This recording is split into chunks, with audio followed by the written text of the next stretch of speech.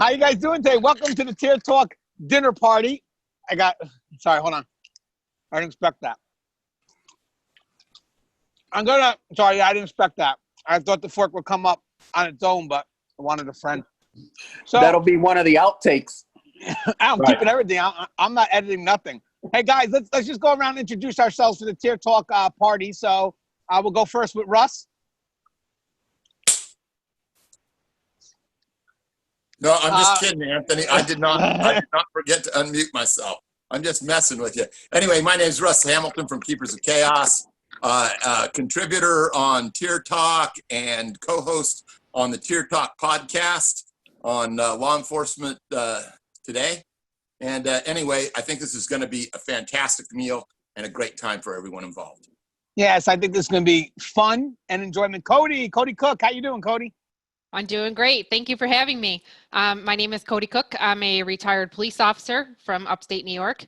I occasionally appear on Tier Talk as a guest, and I'm also a panelist on the Leo Roundtable, which is a law enforcement talk show as well. And happy to be here. Thank you. We love having you, Cody. You caught me when I was chewing a cucumber. William, how you doing, brother? I'm doing good, Anthony. How are you? Good. Good. I'm William Young, a correctional officer, author, and fellow podcaster. Not as seasoned as Russ or Anthony, but I'm working my way up. I've got 15 years in the correctional business, and I have 8 years to go. I'm super hungry and super excited to be a part of this project. Well, we love having you, William. And by the way, you do have a great show on Facebook, and I know you're starting to push it into YouTube. So great stuff, great content. Now we also have Connie Alleyne, who's in my lower corner. I don't know where she is with everybody else, but Connie, what's up? Hi, Connie Alleyne, founder and president of the Civilian Corrections Academy. I come to you guys with 10 years of experience on Rikers Island and another 5 years in Connecticut Department of Corrections. And now I'm having tons of fun training civilian employees in corrections. I have a podcast, The Fly Behind the Wall, which is on all of your listening platforms. And I've recently started conversations with Connie, which seem to be very interesting these days, the kind of questions people are asking. But I'm answering to the best of my abilities. And I'm looking forward to drinks and dinner with you guys tonight. Hey, I want to ask, hey, Russ, for a second, I just want to ask, did you catch the latest episode that we were on with Connie's podcast or no? On Connie's? No, I think I missed that one. Yeah. That's because it doesn't exist. I am going to get you guys. I swear I am. She never invited us, Russ. There was sarcasm in my question. Oh, my God. All right, Soto, what's up, Soto? What's going on? Well, just learning how to unmute this thing. That's a wonderful thing. But listen, I am a retired major from the Department of Corrections. I'm also a Rutgers professor. I'm enjoying being on Tier Talk so many times with these wonderful guest speakers and my comrades. I call them family now. So cheers to everybody enjoying this dinner. It's going to be fun. It's going to be fun and interesting. Hey, David Still, this is the first time that you've been on a show. I'm very familiar with all the help that you provide our communities like Tier Talk, also Keepers of Chaos, Correctional Officer Brotherhood. So, Dave, you mind introducing yourself a little bit? Yeah, I'm David Still. I work at state corrections. I work at the highest level security that we have here. I've been doing this for 21 years, 7 months, and I have 4 years, 221 days left to go. Very smart, counting those days. Very, very smart. Hey, Tyler, what's up, brother? How you doing? Hey, Anthony, good. I'm Tyler Attaway. I'm a detention officer from Arizona. I work for a couple different counties. I've been doing it about 12 years. I have an Instagram account, Gray Line Patriot. If anybody out there would like to follow, that'd be great. I'm just really getting it started, but I'm excited to be here. Excited to have you. I also got someone all the way from Alaska, Grubbs. What's up, man? How y'all doing? I'm excited to be here with y'all today. I got 34 years in corrections. I had over 20 with Texas, and then about 7 years with Mississippi, and then the rest here in Alaska, 9 years. I got 4 to go, and so 4.5, 5 years to go. And I really appreciate y'all having me on y'all's Tier Talk. Yeah, I was actually starting to wonder why Alaska has a Texas accent, but you were in Texas for 20 years, so okay. And then Knox, what's up, Knox? How you doing, man? What's your story? I'm wait, you're muted, Knox. Hold on. I got you. I hear you. Sorry, driving that struggle bus today. My name's Tim Knox. I just got hired on with the Federal Bureau of Prisons. Just finished my 2nd week of institutional familiarization. Prior to that, I worked for the city of Aurora as a detention officer in the little municipal jail. So, huge fan. It's kind of starstruck a little bit, but. Well, we're going to have a couple more people joining in shortly. We're going to have Jim Carpenter. I know he's been on our show before. And actually, I think that's it. I think that will and Leon Stokes, if he's able to come back on. But either way, thank you guys for joining us on this dinner. I have a salad, got some pasta coming, so I think we're going to have some fun. But before we go into some unique questions that I've actually, or maybe some unique games that, okay, wait, I think I got some, no, just had somebody coming in. I wanted to give you guys some respect. Was there any questions that anybody here had for the panel before we start having some fun? We could push the seriousness out of the way. So I'll start first with Tim. You're new to the profession, right? Tim, I stopped you from eating, Tim, because you were eating. You know what I mean? But I'm going to you first, Tim. You're new to the profession, correct? So what's your thoughts of this great career? Loving it so far. It's definitely a never a dull moment. I guess the biggest thing of it is my last jail, we were a small 72-hour holding facility. So basically everything that the police department arrested, we took in, and they either went out to court or they went out to the county. So we were 24/7 lockdown. So I mean, it was a pretty good little deal. But so I haven't had a lot of the face-to-face inmate interaction. And as I go, the facility I'm at is FCI Inglewood, which is a low, mostly sex offenders. So I'm just trying to kind of get I guess the best way to kind of interact, and just if there's any tips for working a big housing unit like that, because it's definitely going to be a change.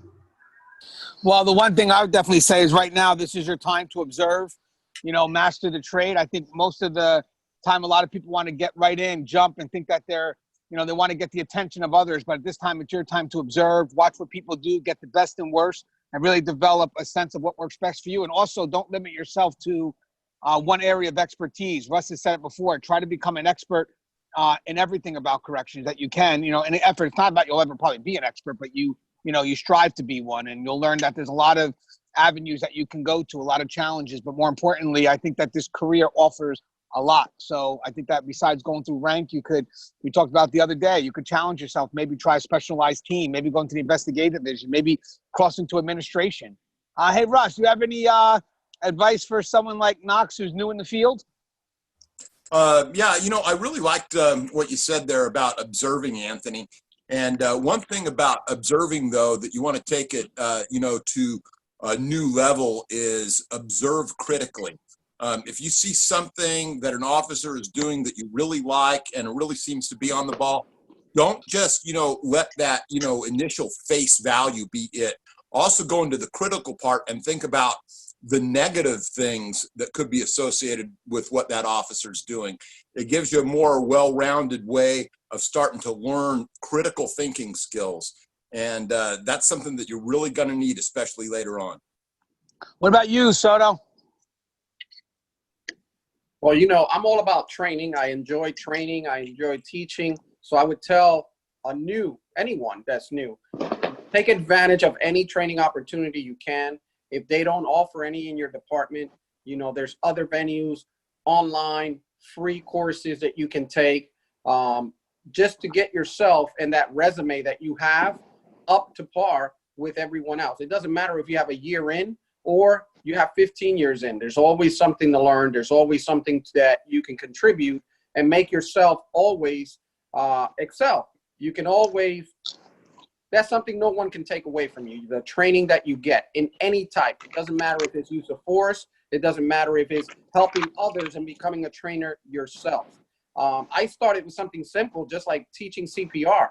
and that got me on the path of, helping other people. So I would enjoy and see other people that are starting in a career take that path of enjoying and taking the training seriously. Yeah, they say that actually it takes about 10,000 hours to really become a master of something, and they tell you that there's three things. There's, the observation, then when you actually start to try things, and eventually the experimenting. But I'll tell you something. In my career, even if I start to feel that I'm not mastering something, whatever it is, if I start to feel that I think I know it all, I'm sorry. It turns out that there's still a lot more to learn. I think what people bring to this profession, just so many different experiences, that a lot of stuff could be applied to this profession without people really knowing it. Like, everybody comes in with a background, a level of experience. And what is that? Heard some weird background noise there. I think people come in with different backgrounds, experiences, and believe it or not, that's what adds to the evolution of corrections, basically being open and looking into or listening to what other people have to offer. I also had Leon Stokes that hopped in just now. Leon, you there? I saw him. Is he there? Can you hear us, Leon? I see you. I'll come back to you, Leon, just in case. And I see Jim Carpenter. Jim, you there? Can you unmute, Jim, and introduce yourself? Yeah, I'm Jim Carpenter, sergeant with a small sheriff's office. I'm a jail administrator. I'm also the SWAT team hostage negotiator. I'm on task force. I'm our fingerprint training officer. I don't know, how much more do you want to know? You're muted, Anthony.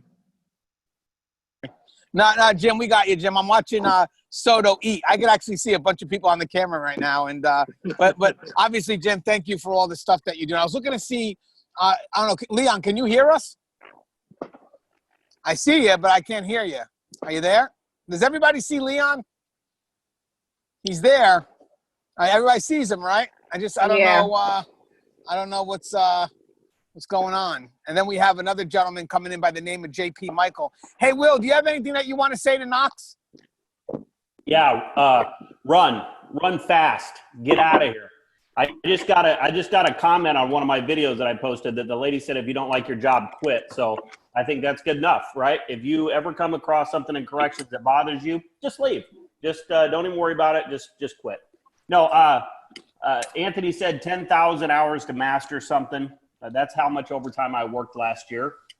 So I should be good to go. But the thing that my number one thing, man, is communication, and learn to talk to people, learn to build that connection with people. And he's right. No matter how poor of an officer you feel like somebody is, you can learn something from every single person you encounter. So just be ready to listen, to soak all that up. And anything from my standpoint, anything you can learn about communicating with people is paramount, man. That's how you will survive several situations, just by talking your way out of it.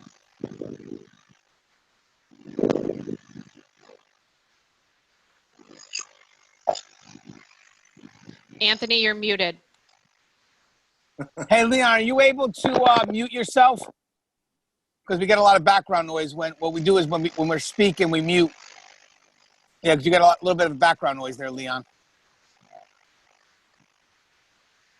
I think that's better. Hey, Cody, any advice? I mean, you've been in law enforcement for quite some time. Any advice that you want to share?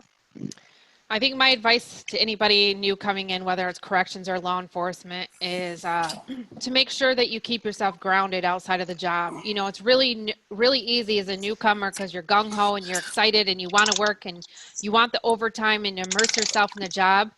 And you can let your hobbies and your friends and your family kind of fall to the wayside, and that's easy to do. But in reality, to keep yourself healthy and stay productive on this job and have longevity, you need to have those things in your life. So don't let them fall off to the wayside while you're being proactive in your job. You need both of them to bring you balance. Well said, Connie. Now, Leon, you gotta help us out here because you had a little kickback there. Are you able? Do you know how to mute? Yeah, I could do it. I can mute you, Leon. Hold on one second until we get you situated, because you got a little background noise there. don't know if everybody hears that. Hold on. It sounds like the Demigorgon. Yeah, I muted it just for now until he gets himself situated. Now, I got to set up my umbrella because it's actually starting to rain over here. So bear with me. Hey, Russ, take over the show for a second, Russ. All right, taking over the show for Anthony. Anyway, I guess that he's got some questions that he's going to be asking all of us. Until then, let's just do a quick little roundtable, perhaps, of what everybody did today. My day was basically taken up with just dealing with some personal things and walking my lab. All right, Russ, I'm back, done with that one. Oh. I don't know where you were going with that, Russ. I don't know. You want to see my dog? Yeah, let's see your dog. He is. Where is he?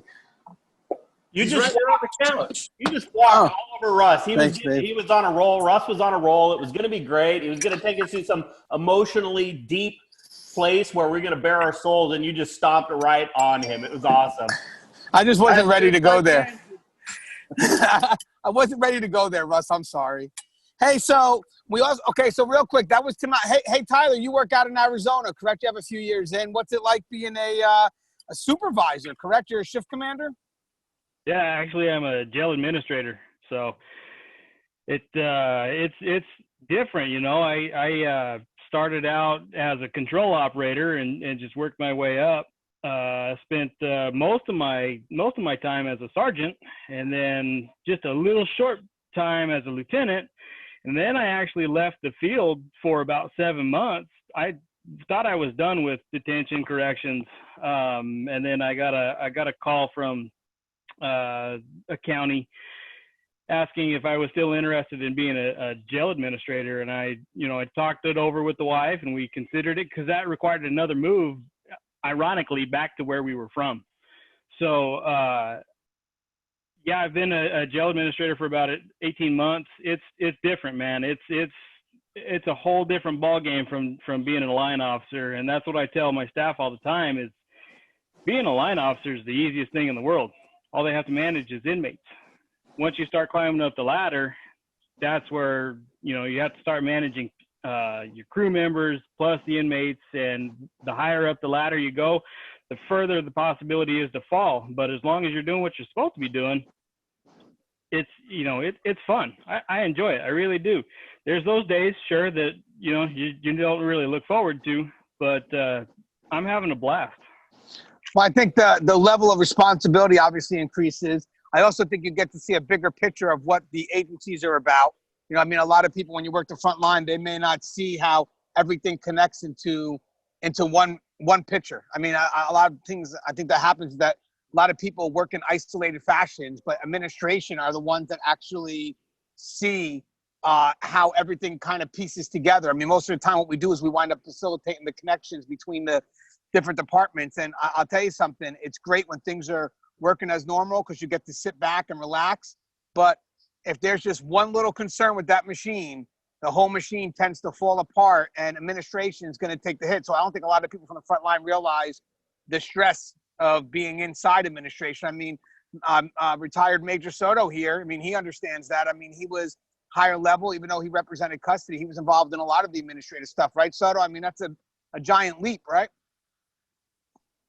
It absolutely is. It takes you to a different level. You don't forget your roots. You know what your line staff is going through. So it gives you a nice roundabout way to look at things. But as far as administration is concerned, there is a lot of things that are unforeseen and unseen that you have to take care of. And, sometimes you have to balance things out. You want to be pro cop all the time, but also you have to look at what the liability for the department is. So it's a way to balance things out. It's very tough. It's very hard. Yeah, I think on the administrative level, I like what Lewis says. We kind of play chess all the time, and sometimes with the front line, they may be playing checkers. Not everybody, but sometimes. So I think what you do on the administrative level is you think 6 steps ahead, and I think sometimes people don't see that vision right away, and you have to wind up explaining it. But good managers know how to justify it and know how to get that understanding down to the front line. Before we continue with Tyler, I forgot, kind of sidetracked here. Connie actually had something she wanted to say for Tim. Hey, Connie, you there? Yes, I'm here. So the one thing I wanted to say, I think he mentioned working with the sex offender population.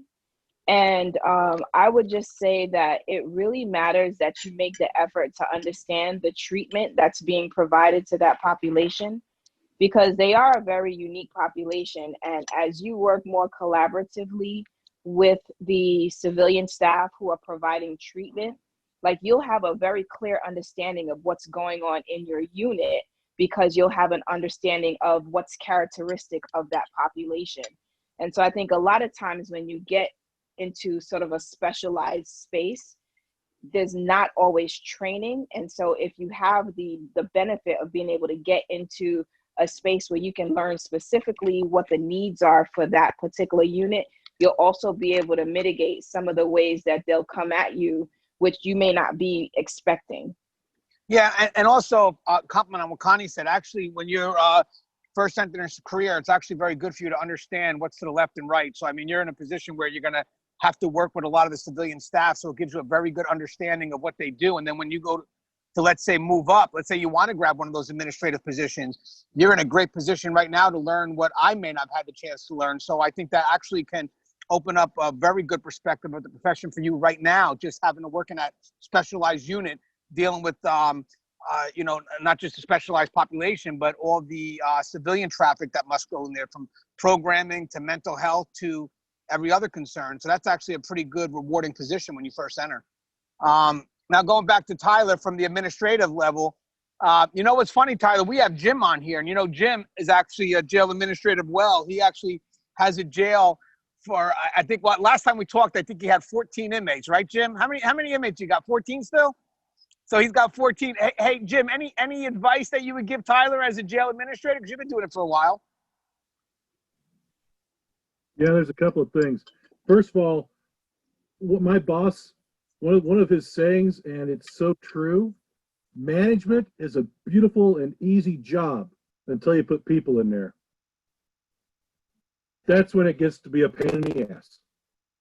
And you always got to remember, the people that you deal with, you're not just dealing with inmates, you're also dealing with staff, you're dealing with the public. You've got, as an administrator, you've got to deal with the public opinion. And one of the biggest things that a lot of people don't realize is that as an administrator, you're one of the biggest decision makers that you'll ever come across is liability for your facility. That's gonna color 99% of your decisions. Yes, you've got your security. Yes, you've got your health and everything else. But liability is a huge, huge thing within your facility. Because if you can make the best security decision you ever want to make, but one slip up on that and the liabilities can kill you. It can cost you everything. And I was going to say something real quick. You're talking about Mr. Knox. You're going to work in an SOR or a sex offender spot. One of the things that I've learned that you might want to take up is don't get caught up in what their crimes are, because it can end up coloring how you look at the people and you start treating people differently. Just know that, okay, you're in a sex offender thing. Don't look at how they got there, what their crime was that got them there. Just deal with them all the same. Because if you start thinking about, well, this guy was a child molester, this guy wasn't, this guy got into the sex offender part because he got drunk and beat his wife, which ended up being a sex and turned out to be a sex offender deal. It starts coloring your decisions on how you deal with different people. That's actually one of the toughest parts of our profession, believe it or not, is to not have that bias coming in. But that's, you know, you got it. I mean, some people actually say, do you think it's good to know what they did, or is it good not to know what they did? I think if it relates to what you have to do on your job, yes. Obviously, if there's an inmate that's a high risk, then yes, you should know that. But if you're just doing it because you're curious and the reasons really aren't professional, then I would disagree, because most likely that could have a bias. Next thing you know, that affects the job, and that is what also leads to liability. Does anybody else have anything else for Tyler? Will? I mean, or Russ, as a frontline employee, what do you guys expect from administration? Who wants to go first? Russ? Yeah, I'll go. And what was that part of the question again? Are we moving on from? No, I thought maybe Tyler Attaway would like to know what does a frontline employee expect from administration? Well, see, that's a huge and broad subject, but I would say that a lot of times, well, I don't even want to say a lot of times, but sometimes what we expect isn't what we get. I think that there are many times where, and I've had good administrators and bad administrators, but it's the bad experiences along the way that you tend to think about more as you look back.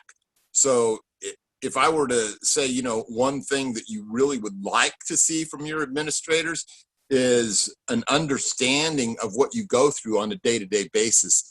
And that's one of the reasons why I've always been very much against having administrators come in from the sidelines where they've never done the job before, and where they've never had to deal with that. They've never had to deal with that difficult inmate, the manipulative inmate, or had to, be in a position where they're having to, use force and restore order, and then being second guessed by an administrator who's never done it before. So I think what you really want is you want some empathy from that person who's able to understand.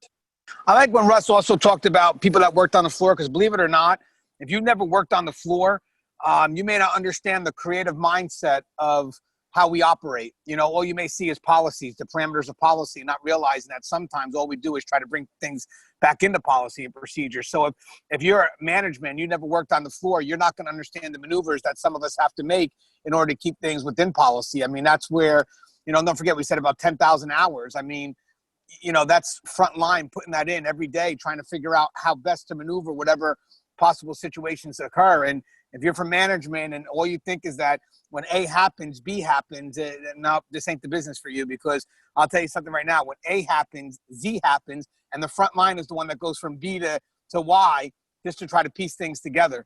Hey, Will, you have anything you want to say to Tyler? No, I think just the important thing is to have that bridge between management, administration, and frontline. And when I've had a few wardens come through. Some of them were very set in their ways. Some of them had come up through the correctional system. Some of them have not. And the ones that I felt the most comfortable with were the ones that would hold kind of those, town hall meetings with staff, and would send out right now we have a director that he's got a mental health background, and it's fantastic because he understands the weight of the job. He never was a correctional officer, but he understands the weight. And information is just coming out of that office like I've never seen before. And it's nice to know that somebody is listening, because the one of the first communications he sent out was, it was like, hey, I know what's been going on. I know, it was like somebody was reading our diary, right?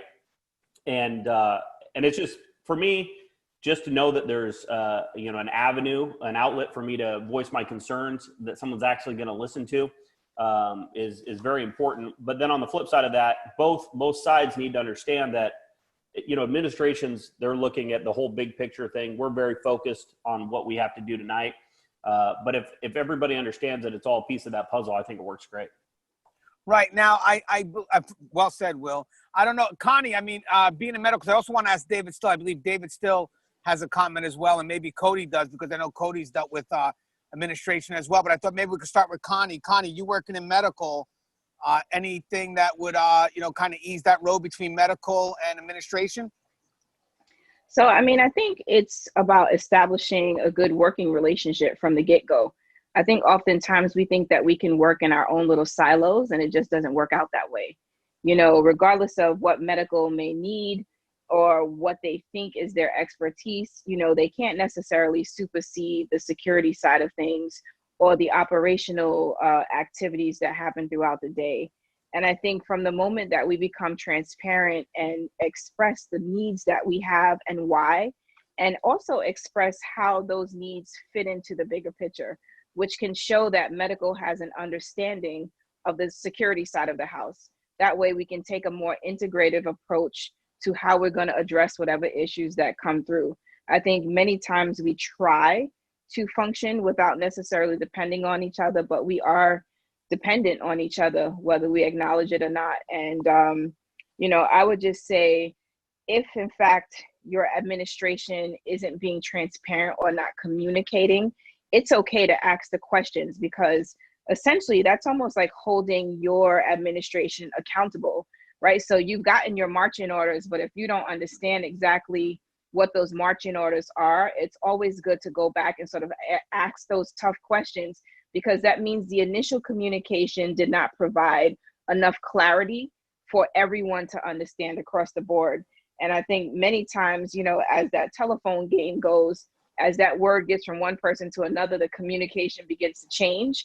And so, you know, really holding your administration accountable for making sure that there's clear communication, I think, is key. Right, and you know what's funny? If that clear communication doesn't happen at top, the front line is who suffers the most. Now, I think that, hold on a second, is that Leon trying to come back in again? Leon, you got something, let me just, hold on a second, Leon. Leon, I gotta mute your mic because there's a noise in the background of that mic. Are you able to do it without having the hookup on the mic? Can you do it with just the regular microphone from the computer? I'll double check with Leon in a second, see if we can set that up, because Leon's been watching Tier Talk for quite some time, so I definitely want to get his thoughts. Hey, Dave, I know you had put a comment for something for Tyler. What is it that you wanted to get across?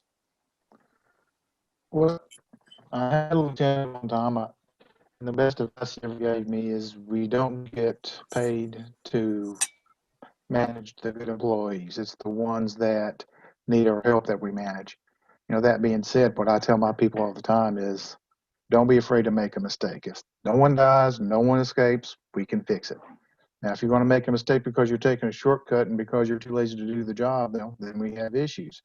But if you're making a mistake because you're trying to do the job, make your mistake, we'll fix it, you learn from it, and at the end of the day, I've got a better officer just because he's learned something. Well said, Dave. And I'll tell you something. You also want to be a manager that balances things out. If you're a manager that only shows their face during something negative, then people don't want to see you. They get that feeling in their stomach when they're being called to administration. They just feel miserable. But if you're out there doing the good and doing the bad, you know, sometimes we got to do the bad. But at least with the bad, there's still that level of, me and Connie talked about it, professional compassion, because sometimes people make mistakes, but the intent was good. You shouldn't treat the people that make mistakes with good intent the same as you would treat somebody that is just a fool and doesn't do what they're supposed to do. You know, there's got to be a level of compassion and understanding of where that person had to make that choice that they made. And Cody, I mean, you've worked as a police officer, but I'm sure you've dealt with administration, same type of environment. What would you expect?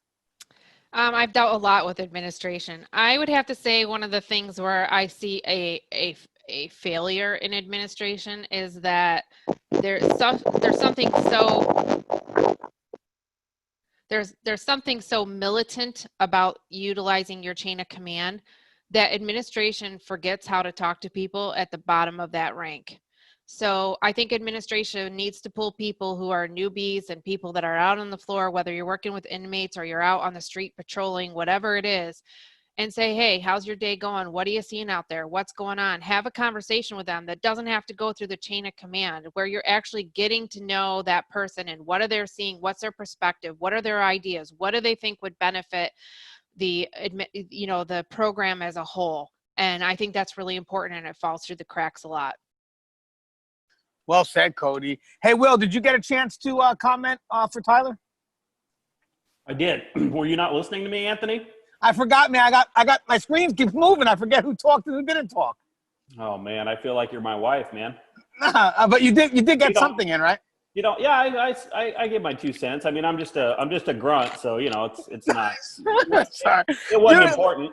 Dude, at one point you're here on my screen, then something happens, then you move up here, and then you're off screen, and then everybody keeps moving. I'm like the wind. Yeah, like the wind. I'm trying to keep track of everybody. Hey, Grub's out from Alaska, so I don't know if anybody's ever been here. Okay, so Leon Stokes is back. He can hear us. I want to get to Leon. Hopefully his mic's working. We'll give him a chance after we speak to Grubs and Jim.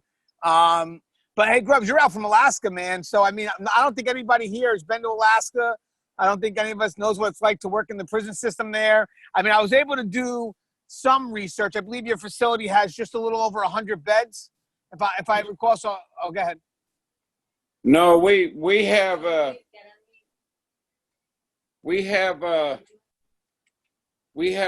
quite a few more than that. We can go all the way up to about 150 or so if need be.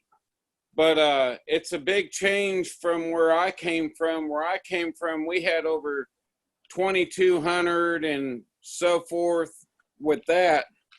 And when I was a major on a facility for 5 years, I was on a psych facility. And then when I came up here, it's a real big difference on the type of inmate that we deal with from the village up here. It's we deal with a whole lot of DV and a whole lot of alcoholism, drug abuse, and stuff like that. So it's definitely a lot different offender up here than it is back home. I know Russ was one of when we used to teach about being firm, fair, and consistent, Russ would always say, before you think about doing that with the population, you got to be that way with yourself first, right, Russ? Yeah, I always love to talk about, those overused cliches that we have in corrections, and I like to take them and examine them and give what I think their original intent and purpose was. So I like to, talk about, the firm, fair, and consistent. It's not for the inmates, it's for us. That's what grounds us in order to be able to carry out our duties. Otherwise, we're lost and we can wander off in any direction. Those things, do we extend those to the inmate? Yes, we do, but it's not about that. It's about us and being able to maintain those guideposts, those anchors that keep us, within the guidelines, within the boundaries. Because it's easy to get outside of those if you don't have something to anchor onto. And you can go one way or the other. You can go to the extreme that you're manipulated and the inmates can take advantage of that, and then you've created a security breach. Or you can be on the other side of it where, maybe you're a little too quick to your trigger, a little too quick to use force, a little too quick to use too much force. And neither side is good, but those things, firm, fair, and consistent, for the reason that you're doing those, that's for you. Yeah, and I also want to mention, it's funny because those, and I think Cody can maybe address this too, those are the offenders that are most likely to come back in the facility. Those are the ones that are probably the most problematic. I mean, Cody, how many times you got to deal with those rearrests on those domestic violence charges? Over and over and over, to the point that there never seems to be an end to it. Whether it's domestic violence or somebody who commits petty larceny or somebody who's getting a DWI, I'm not saying that there aren't people who, there's good people who make a mistake and they serve their time and their punishment and off they go in their lives and they're successful for the rest of their lives. There certainly is that part of society. But of course we see the repeat chronic offenders. It's like every given Sunday you're going to deal with the same person when you go to work. And that's frustrating. It's frustrating to see that they're not getting the message, that they can't see a better way, and that rehabilitation isn't happening, obviously. So, yeah, I totally get it. Yeah, I think one of the things that maybe even Soto can comment on is that a lot of people think that the low-level offenders are the easy ones, but it's actually the higher-level offenders that may tend to be easier. What's your thoughts on that, Soto? Yeah, it's those higher level offenders that, they use the system like a revolving door. They come in, they're institutionalized. They know the system. They know how to play the system. So, you see them getting over a lot more. It's very important that the youngsters, the people that start in this field, early in the field, don't succumb to their play games. And, you've written books, you've got classes on it, right? Inmate manipulation. That's what happens with these, reoffenders. Russ knows now he's getting into this field of rehab. Sometimes it's a disappointing venue sometimes because you see these guys come back. and come back and come back. And you think they got it, but unfortunately they just return right back to the system. So there's got to be something done as far as that's concerned as well. Yeah, I think right now, now we're kind of crossing the program a little bit, but I think now there's such a disconnect with how programs are done. I think that a lot of programs are done in isolated fashion. They don't connect to each other behind the wall. They don't connect to each other once the inmate gets released. It's like everybody has their certain mission and they don't know how to blend the missions. And then finally, when you have an inmate that is ready to go out to the streets, they don't know where to connect them to. And it's sad to say, but then everybody turns back to the prison system and say, what do we do wrong? It's like, well, we may be the only one making the effort.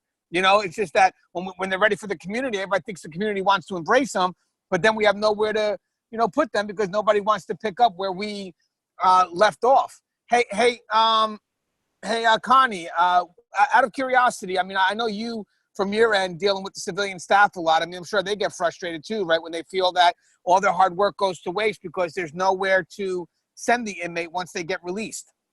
Absolutely. So community partnerships are essential.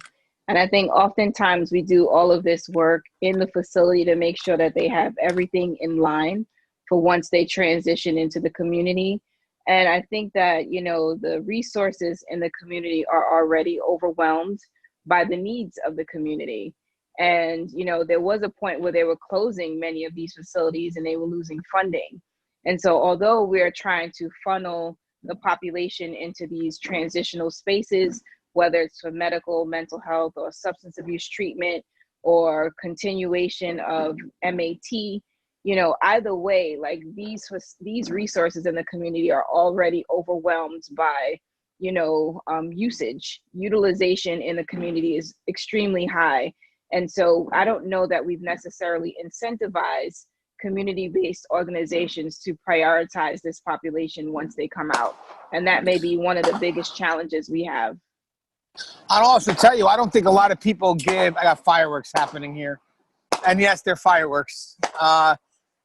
Maybe not legal fireworks, actually. I thought you were being shot at, Anthony. I thought that was man. a neighboring. A neighbor, Luis, are you okay? What the hell is going on? Why are you outside? I don't know, man. It's raining. Made a bad choice. So I got to mute you again, Leon. You got that kickback. I don't know what that kickback is, but what do you call? I don't think a lot of people realize. I actually did a video recently of how much we are role models to the population. So I don't think a lot of people may realize that and how they're a big part of that rehabilitative process. And I think that's going to be a perspective that, especially in today's day and age, we're going to have to create. I think right now there's a perspective that we're Neanderthals and that basically we have no respect for human life. And obviously that's totally different. That means that I think we're going to have to create that perspective. I mean, as I said, Russ, frontline sergeant, now involved in programming, he's starting to see things a little bit differently. Soto, definitely me. You grow up, but you see things myopically. But then as you start to move further away, I'm sure for Tyler as well, you start to see the bigger picture and how it introduces you is that you start relating to the people that actually do it. You have respect for their work. And then eventually you figure, you know what, maybe there is something with this. And then, once you start believing in their work, you start believing in the outcome of their work, which is pretty unique. And again, the video we did recently was there was an individual had 24 years in and he wanted to make an impact. So we thought he could only create the impact by moving up. So this was his last year and he decided he couldn't take the test because he had to retire. And he felt that at this point he had wasted his life.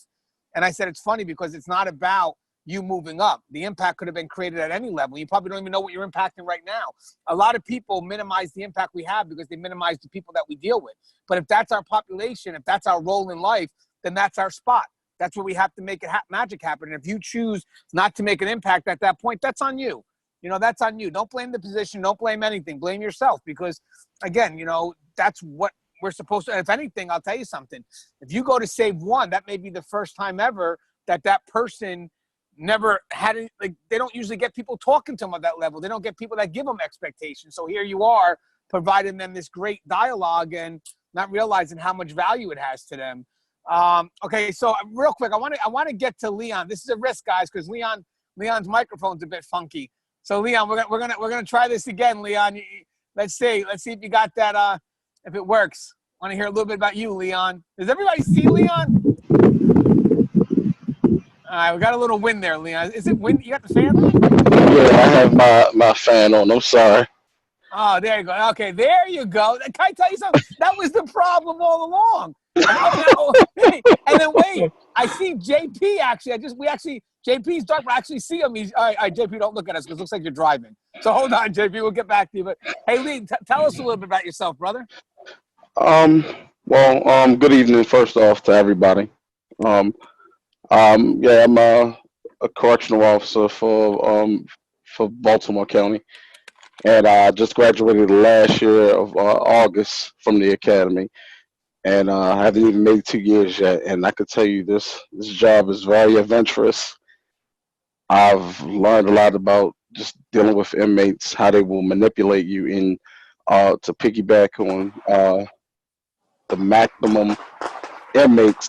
Those guys really don't give you no trouble. It's always the medium guys that's trying to get over. We found, drugs or guys trying to bring food back from the kitchen, and of course, you have to, govern yourself accordingly by just, of course, taking them to lockup or having to fire them and put them in another housing unit. Running to codes constantly. It's very different because I've never done this kind of job before. And I'm just glad to really be here with you guys. So, yeah. Well, first off, Leon, welcome to the Tier Talk family. And you actually touched on something that I'm going to push over to William and Cody real quick. You talked about the extremes, how at some point, it could be relaxed, and obviously you have to go into that extreme mode. And that obviously takes a toll on us mentally. A lot of people don't realize that. Like at any point, it's calm, and all of a sudden that code happens, and you go from 0 to 200%. And I'll start with William first, man. How does that affect the mind, the body?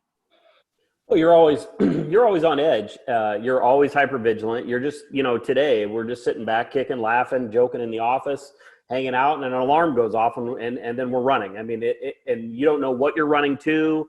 You don't know what you're going to encounter. Sometimes you get there and all hell is breaking loose, and sometimes somebody just accidentally hit their alarm, and so you don't know, but your body goes through all of those changes. Your adrenaline dumps. I mean, your heart is racing. All of that every time. So, no, you're right. But welcome to the family, by the way, and thanks for your service. Thank you. Thank you. Here's the thing that I always like to harp on, and I think Anthony, you kind of touched on this, but what we do as correctional officers is so important, and it has such an impact on society. Just us being there. Sometimes we're the best example of what a productive human being is to these people that we encounter. And so when we're doing our job, whether it's, stopping somebody from sneaking extra food out or finding a weapon, like Russ always does. I mean, all of that is super important work, and your interactions with them, just the fact that you show up, and even in today's climate, I mean, just the fact that you show up at work is commendable, man. There's no other profession like this. So I'm glad that you're part of the team, man. And just keep your head up and hang in there, man. Thank you, brother. I appreciate that. Yeah. Hey, Cody, I know that this obviously hits you well, as well, because you are on the streets, but I know that you're also a survivor of PTSD. How does this affect your mind, going from a calm environment to just the unknown? It affects everything. Once you get PTSD, it becomes a chemical change in the brain. And what I mean by that, of course, I did a video with Anthony on Tier Talk about PTSD that goes into much more detail. But essentially, the long and short of it is that when you respond to things chronically where your adrenaline dumps, there's a part of the brain in the hindbrain called the amygdala, and it stores with your 5 senses what you're dealing with at the time your adrenaline dumps. And your bodies and your brain is made to do that so that the next time you respond to the same thing, you can react more quickly. It's part of your fight or flight syndrome, and it's actually how you're designed to save your own life or somebody else's for that matter. So it starts to kind of be like a light switch. So as soon as your adrenaline dumps, or as soon as something triggers your mind that is relative to what happened before, that's when you're starting to develop some PTSD or PTS if you haven't gotten to the point you have PTSD. PTS is post-traumatic stress, and PTSD is post-traumatic stress disorder, for those who are not familiar. So PTS is the precursor to getting PTSD. And so responding to those things, you'll start to find yourself that you have these triggers. It might be a smell or something you hear or something you see. It might be just the radio clicking on, or that alarm. Say there was a false alarm, but still the alarm went off in the jail or in a prison or out on the street, for that matter, in your car. You get that instant reaction where your adrenaline's going and you got to respond a certain way. Kind of to touch on a lot of things, you have to have an outlet for that. And it's really hard because the language for us as first responders is, oh, you're tough, suck it up, buttercup, you got to do your job, you can't be an emotional person, you aren't capable of doing your job if you're an emotional person. That's a bunch of bullshit. We're all designed the same way, and you got to learn coping mechanisms to deal with that part of your human, intrinsic part of yourself. It's important. And so I guess I want to preface it that everybody needs to figure out how they deal with it. Each person is unique, whether you need to talk to one of your buddies at work, whether you need a diffusing, a debriefing, talking to a counselor, whatever it is, exercise, whatever it is that releases your stress, you got to figure that out. You're muted, Anthony. I also see that Soto has something he wants to touch on. Soto, you there? Well, I'm glad Cody touched on it. I just wanted to say, I don't know if the rest of the panel feels this way, but as years go by and you go from being an officer to a sergeant and years come in, I don't know, maybe it's just me, but I was looking forward to the codes, being that I was prepared, that I had training behind me, that I knew how to deal with certain scenarios. So as a sergeant, as a lieutenant, and it started as an officer, I was the first one running to the code and getting there because I wanted to go and assist and help. Never knowing whether it was inmate on inmate or inmate on great, dessert is up.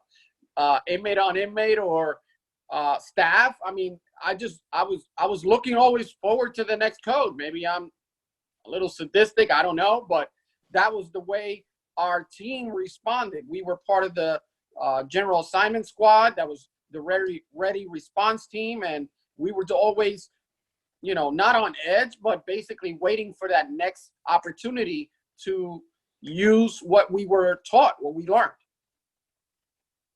Yeah, I'll tell you something, Leon.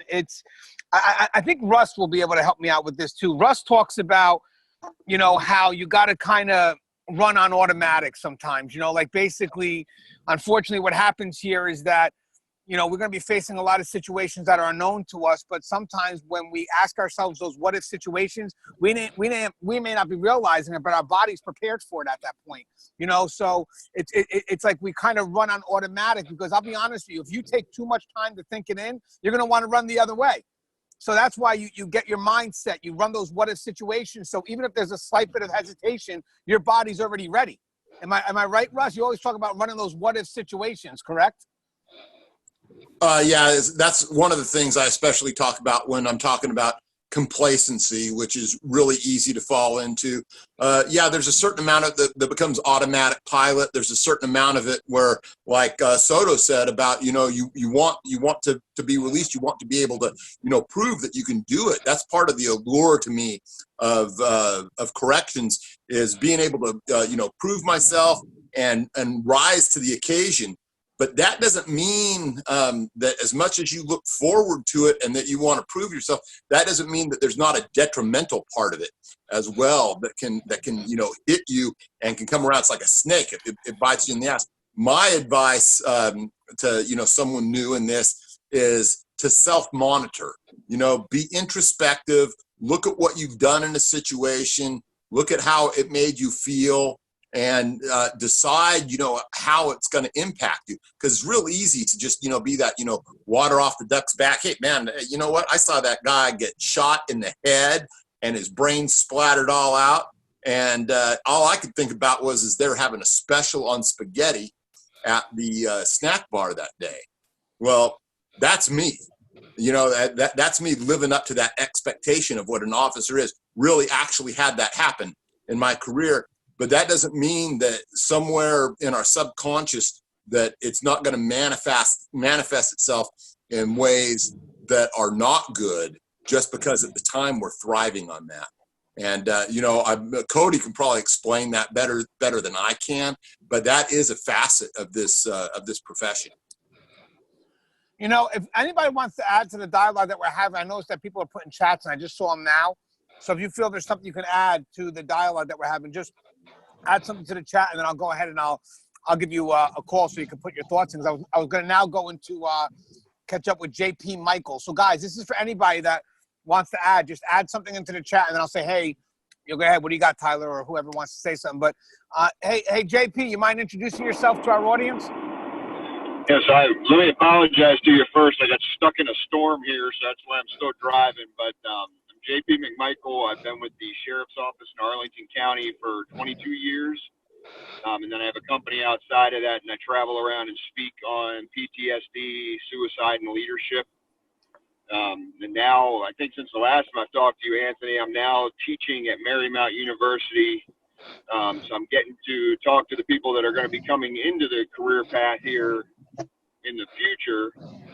This past semester, I was doing the history of corrections, so that was kind of interesting to get their take on it and kind of show them from where we started at overseas to come in here and how much of the advancements we've made with the programming, just the way that we treat people now, and trying to actually do rehabilitation and give them the tools they need to be successful when they get out, so we're not seeing that revolving door going on over and over.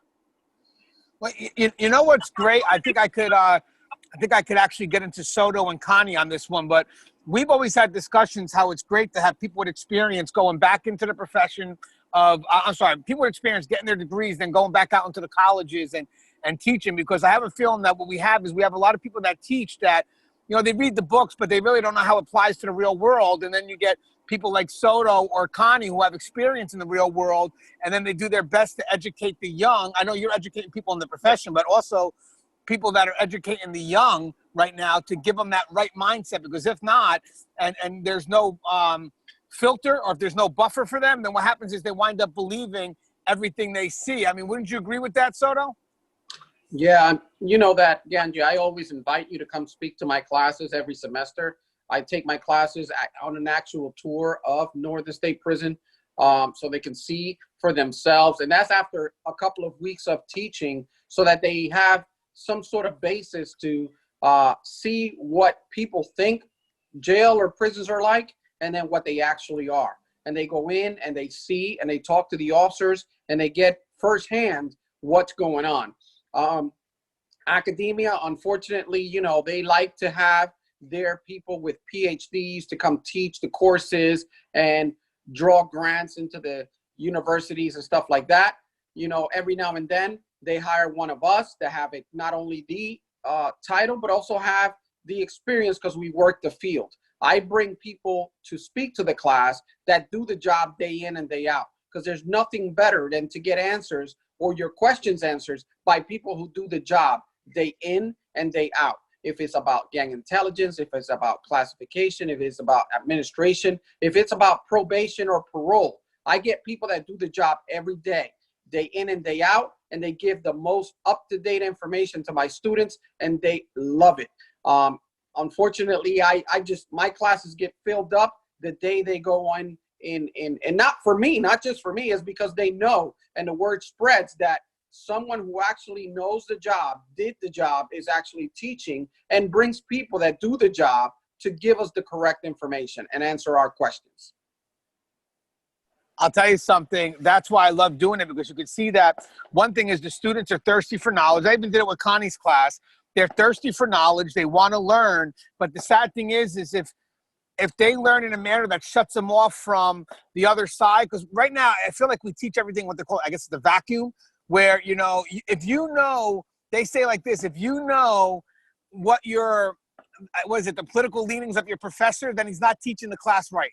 You know what I mean? Like I feel that, being objective, believe it or not, when I've sat in both your classes, So I actually have to watch you teach for a while before I'm able to, speak to the kids. So I see what you're teaching. You're actually teaching them in a manner where they can develop their own opinion, which means that most of the thing is I'm going to teach you the objective stuff from the book, but then I'm going to show you the real world, and then you could draw from what you got to draw from. But most of the people, what they do is they teach from that book, but they teach and they try to influence where they feel that that political agenda is that they're trying to push. Would you agree with that, Soto?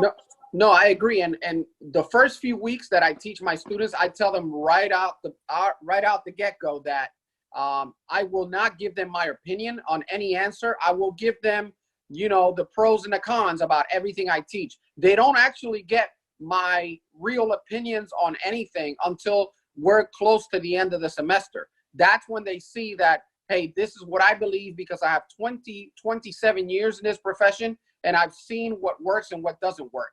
But in the beginning, you're just giving them the information, the facts, so that they can make their own, decisions on how they feel about things. Because they're the future leaders. They're the future ones that are going to go into the field and make our decisions. Yeah, and what's your thoughts on that, Connie? Because you teach a lot of young kids out there. What's your thought about shaping their minds? Hi. So, yes. So I'm a criminal justice professor at Monroe College, and I teach corrections, prison, and punishment in America. And really, I think the textbook has a lot of goodness to offer, but I think the challenge for me as someone in academia is also that we know that a lot of the research that's done is done by someone who has their own agenda, essentially. So I've got fireworks going on outside my mom's home, so please forgive us. But we know that there is usually, so data can be swayed. And so depending on the author of the textbook and the way or the direction they want you to kind of think of corrections, that's the way the textbook is written. And so what I try to do is get the students to really think critically about what they're reading and provide them some insight on the reality of working behind the wall. Here's the reality of what it looks like, as opposed to saying, oh, this is what the chain of command looks like. And, the commissioner is in charge of everybody, because I think we have to realize that, their experience and their insight is so limited so early on that this is the time where we can influence and help them to really understand what's happening. And so taking this opportunity to kind of build on, so this is what the textbook says.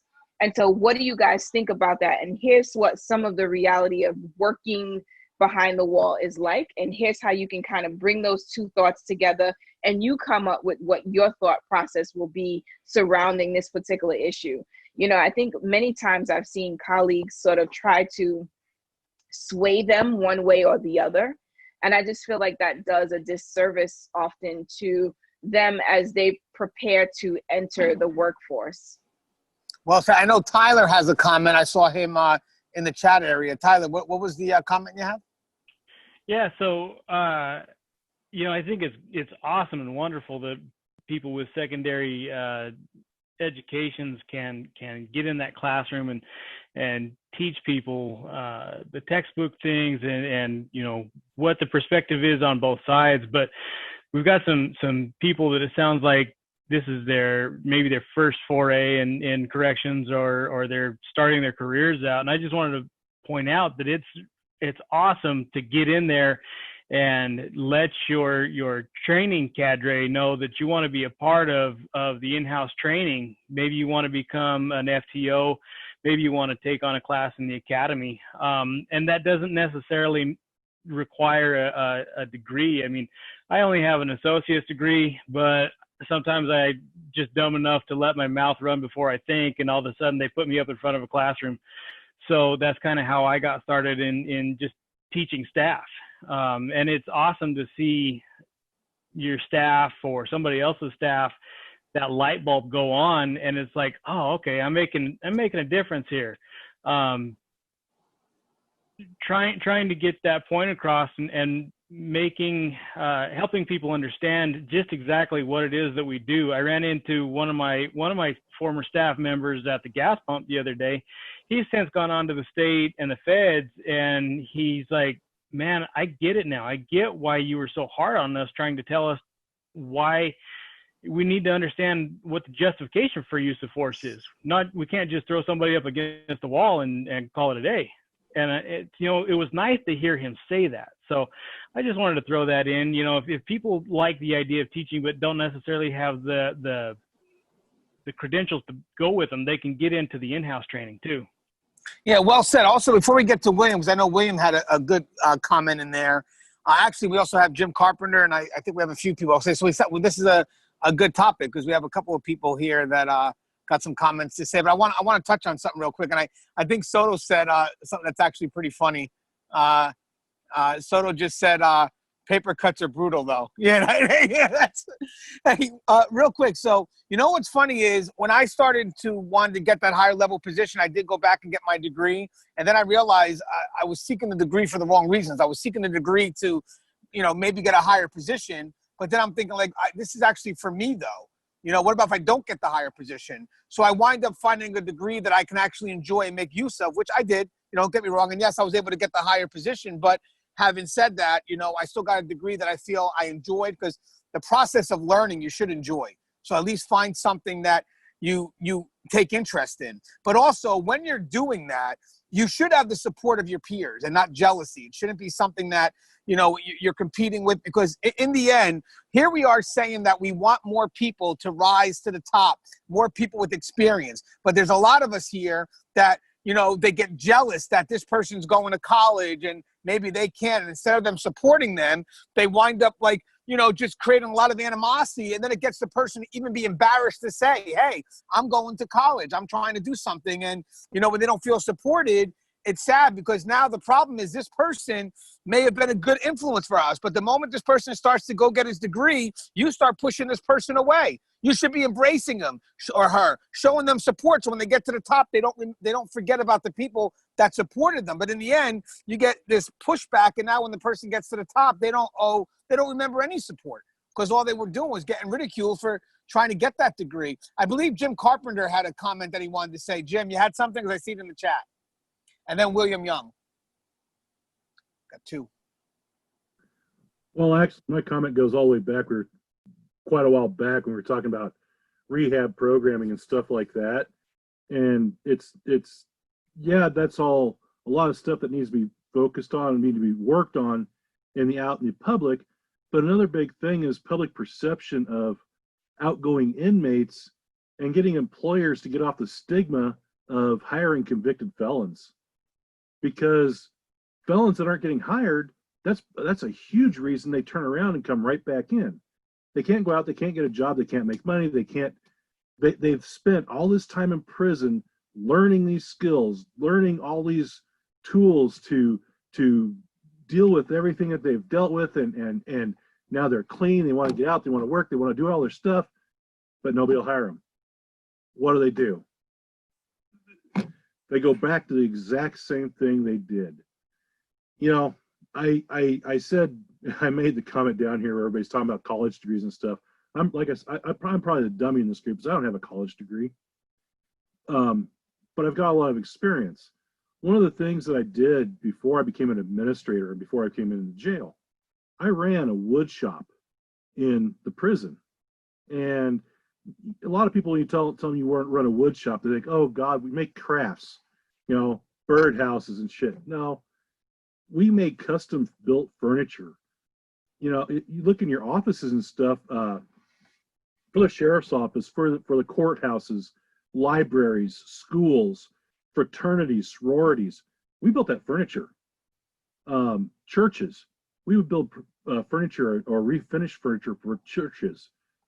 One of the things that I worked on really hard while I was in that shop was to bring in outside vendors or outside employers, outside companies, to hire my guys working in the shop. We did work for them, like custom cabinetry for a company here in Nebraska. We did custom cabinetry, and we're talking for high-end houses. These were like $500,000, $1 million homes that we were doing custom cabinetry for. And I trained my guys well enough that when they came in and they looked at the product that was coming out, they were blown away. So they told all the guys that I had in my shop, working on their stuff.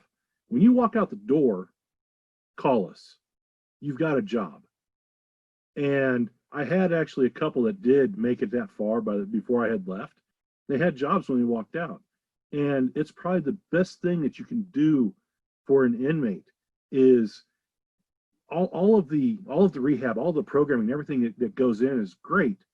But if they have no place to go when they're done, it's not going to do any good for them. So get them a job when they get out, and that's a beautiful thing.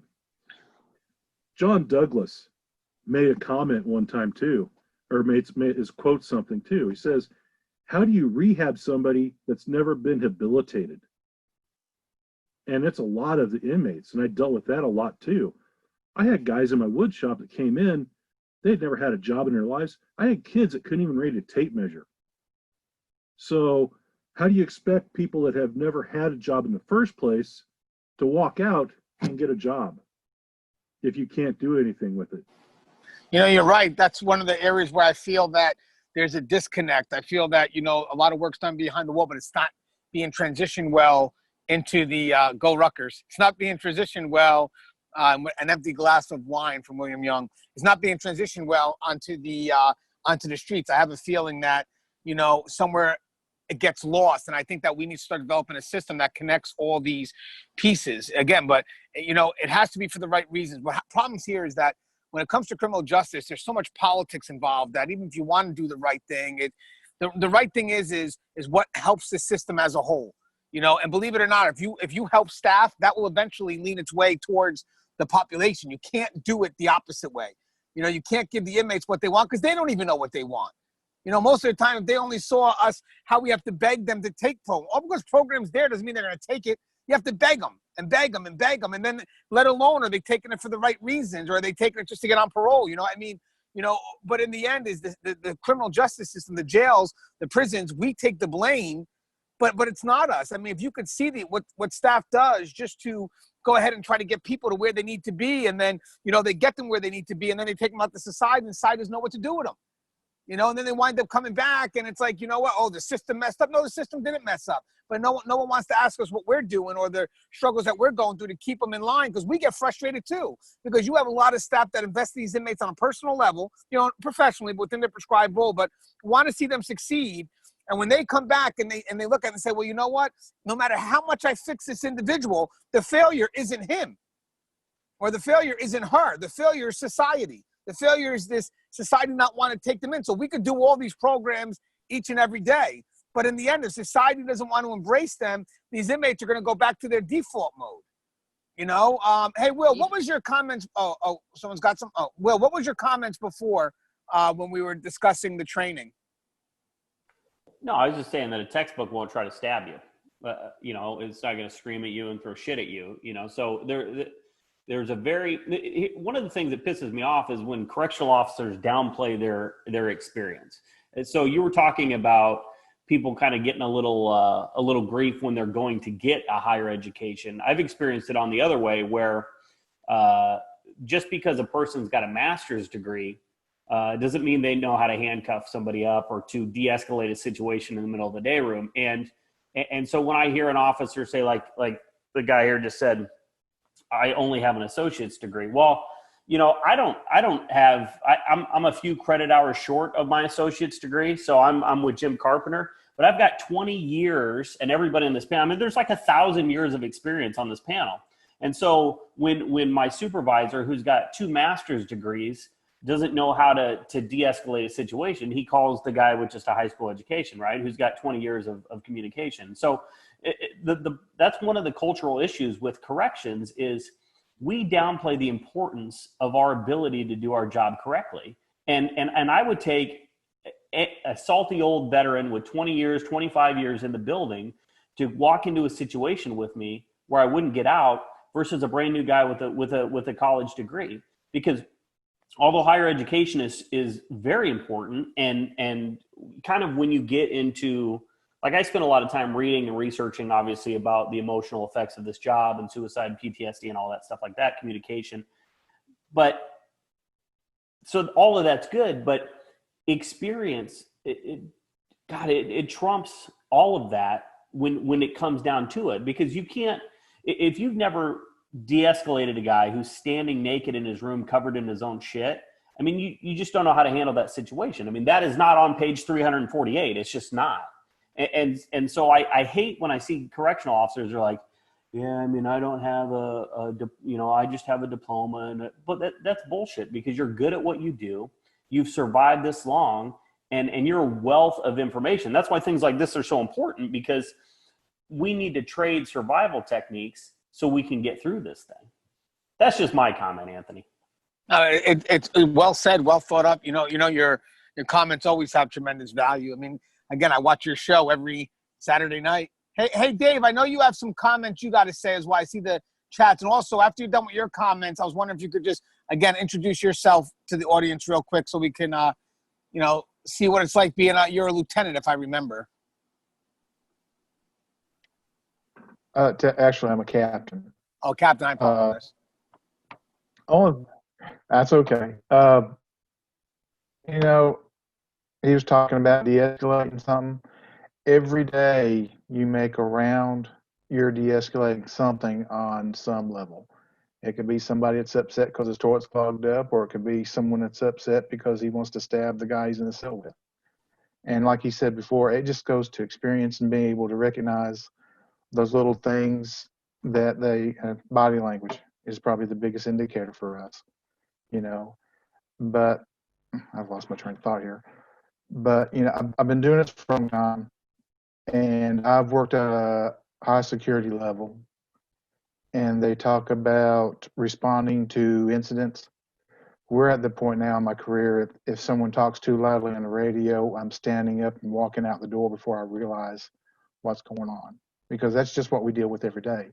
That being said, my system has implemented so many changes here in the last 10 years. Guys that when I started, I was afraid to open the tray slot in front of, now they're walking up into me and general population going, "Hey, Captain, can you help me get a job?" I'm so sick and tired of what I was doing for so long. It didn't accomplish anything for me. And now I want to make a change. But, the guys I deal with, minimum sentence 25 years. So, technically we've been on the job together, and we're probably going to retire the same day and leave the prison the same day too. So, there's just so much to be said about somebody like me who's just gone through it and gone through it and gone through it. And then you got the young guys that come in. You walk into a situation where somebody's been stabbed up, you have blood on the floor, you got a knife laying here, you've got 20 guys over here. Those young people look at us and look at me and saying, how am I supposed to handle this? How am I supposed to react? What is the next thing I need to do? And that's where the administration, supervisors, leaders, we have to step up. And I'm going to say, wisdom doesn't do you any good if you don't share it. And there's just too many guys that walk in there and they just say, I've got all this experience, but you know what? I've done my time. I just don't feel like doing the job anymore. And for a lot of people, that's the frustration that you feel. And in today's environment, you've got administrators coming in, they're wanting to make these changes, they're wanting to redo the whole system, but they never stop to talk to us, the guys that have been on the front lines for 20 some years, and say, hey, what works? What doesn't work? If I do this, what do you think is going to happen? And we're just running into that, and it frustrates so many people on so many levels. And the new people also see that with us. When they see that we're frustrated with what's going on, some of them say, hey, this isn't the job for me. I need to go do something else. And sometimes we're just our own worst enemies in that case.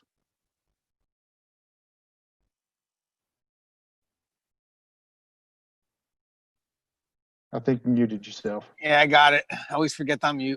You know what, Dave, what you're saying is spot on. I've been doing a lot of reading, and I noticed that there's a lot of good books out there. It's never really been applied to corrections. When I was getting my degree in psychology and social psych, I noticed that there was a lot of theories that could apply to corrections, just no one ever tried that before, because corrections is kind of like a forgotten part of society. And that's what kind of helped me develop the manipulation course. But I also noticed that there's a lot of good books on leadership and morale that are not really provided to people that work in law enforcement or first responders or in our profession. And I feel that a lot of it could play root in our profession because it could increase the employee morale and give that people the want to work. Like, I recently discovered the why of why I want to be in this profession, you know, and if you don't have the why, if you don't understand the why, then you're never going to survive this profession, because this profession will challenge you. And I think it's the why that gives you the foundation to go through the challenges and to successfully make it through this 25-year career for some, or in some cases 34 like Grubbs.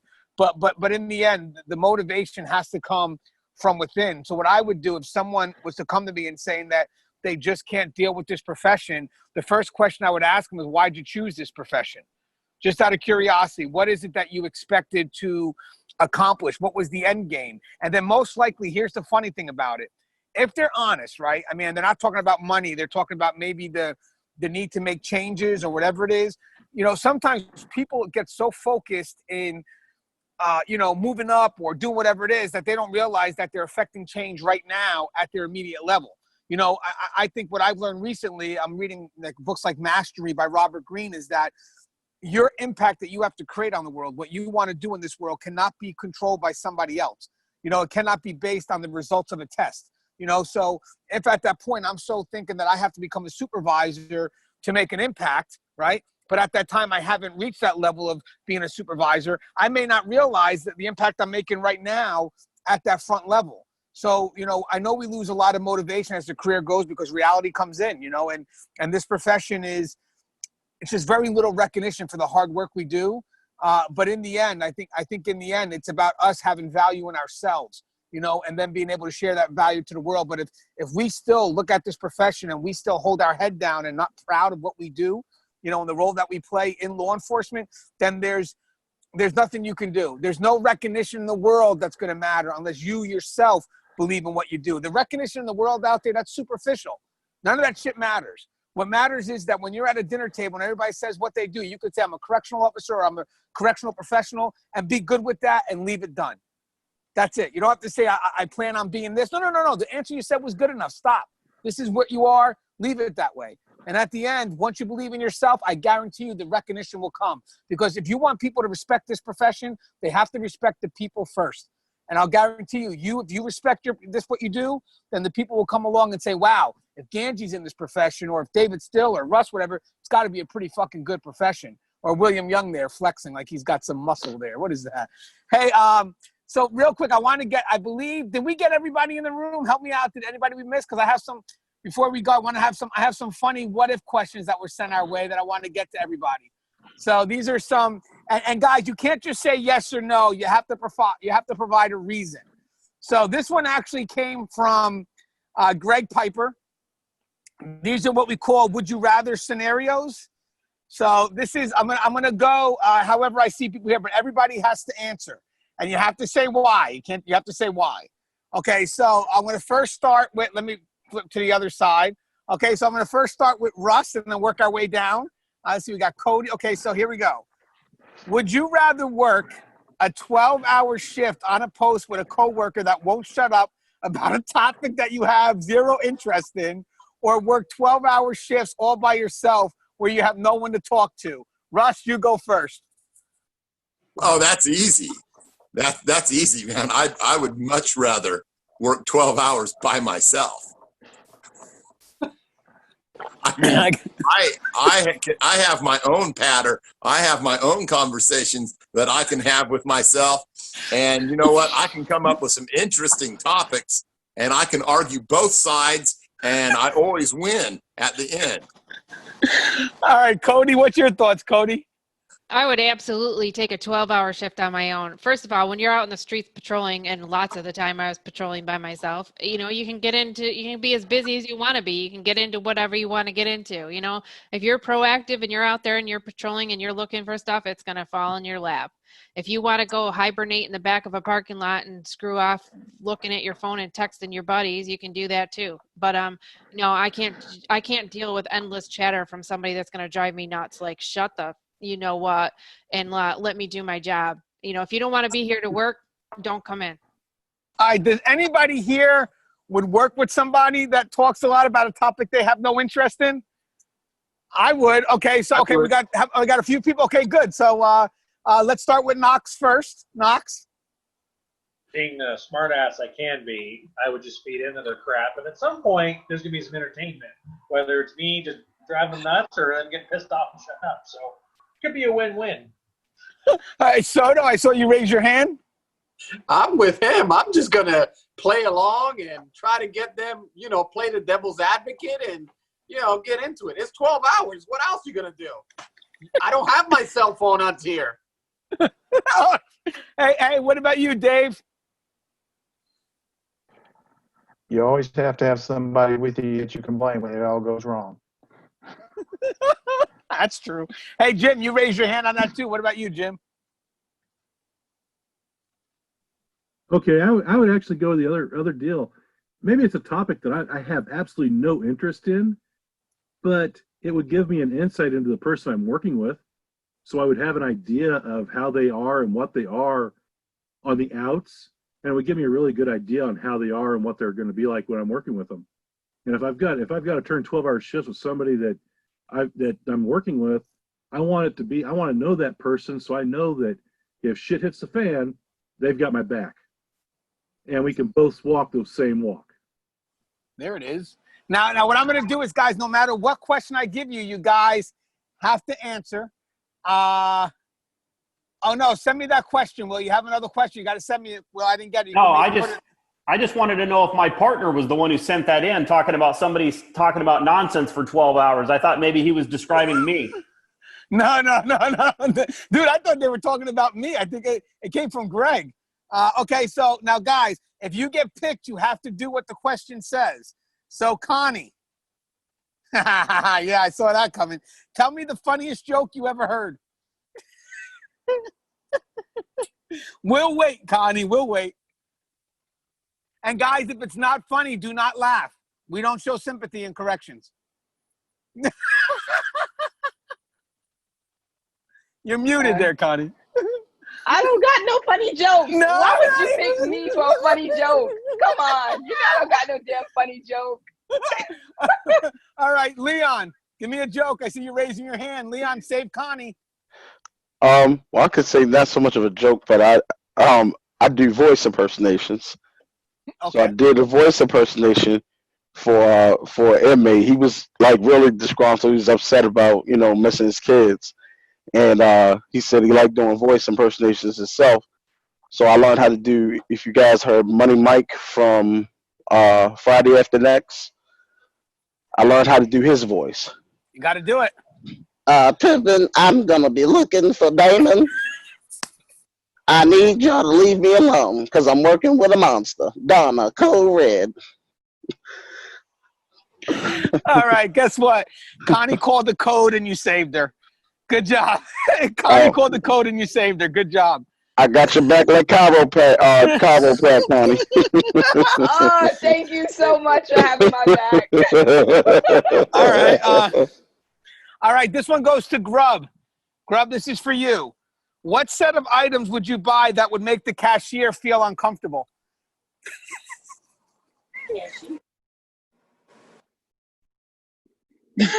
I'm sorry. Read that back to me again. What set of items would you buy that would make the cashier feel uncomfortable? Oh my goodness, I have no idea. If people could bail you out, just put in the chat that you want to bail them out. I'm looking for someone to bail me out on that one. So you're stepping out on this one, Grub? Let's see. I think Russ said he'll volunteer. What do you got, Russ? I want to buy zip ties, plastic bags, duct tape, and some lime. Okay. hey, Knox. Is what I thought. Hey, Knox. What do you got, Knox? Anything fuzzy. Automatically instantly uncomfortable. Let's see. Cody, you have anything that you would buy that would make the cashier feel uncomfortable? Probably not. I mean, I don't know. It depends on what kind of store it is. I mean, if you're, are you talking the regular grocery store or you're talking the adult store? It's just a random question about a cashier. I don't know. Groceries. And William, what do you got, Will?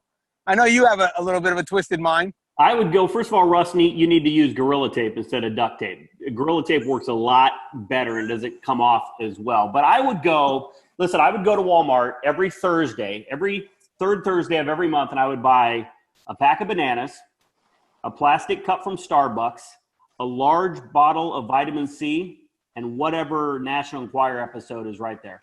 And then I would have awkward conversation about if I thought the scented lotion that smelled like tomatoes was better for my skin than the one that smells like aloe. Hey, wait. All right, this one goes to all right, Grub. You got anything, Grub? You think they saved you? No, because we don't have a Walmart here.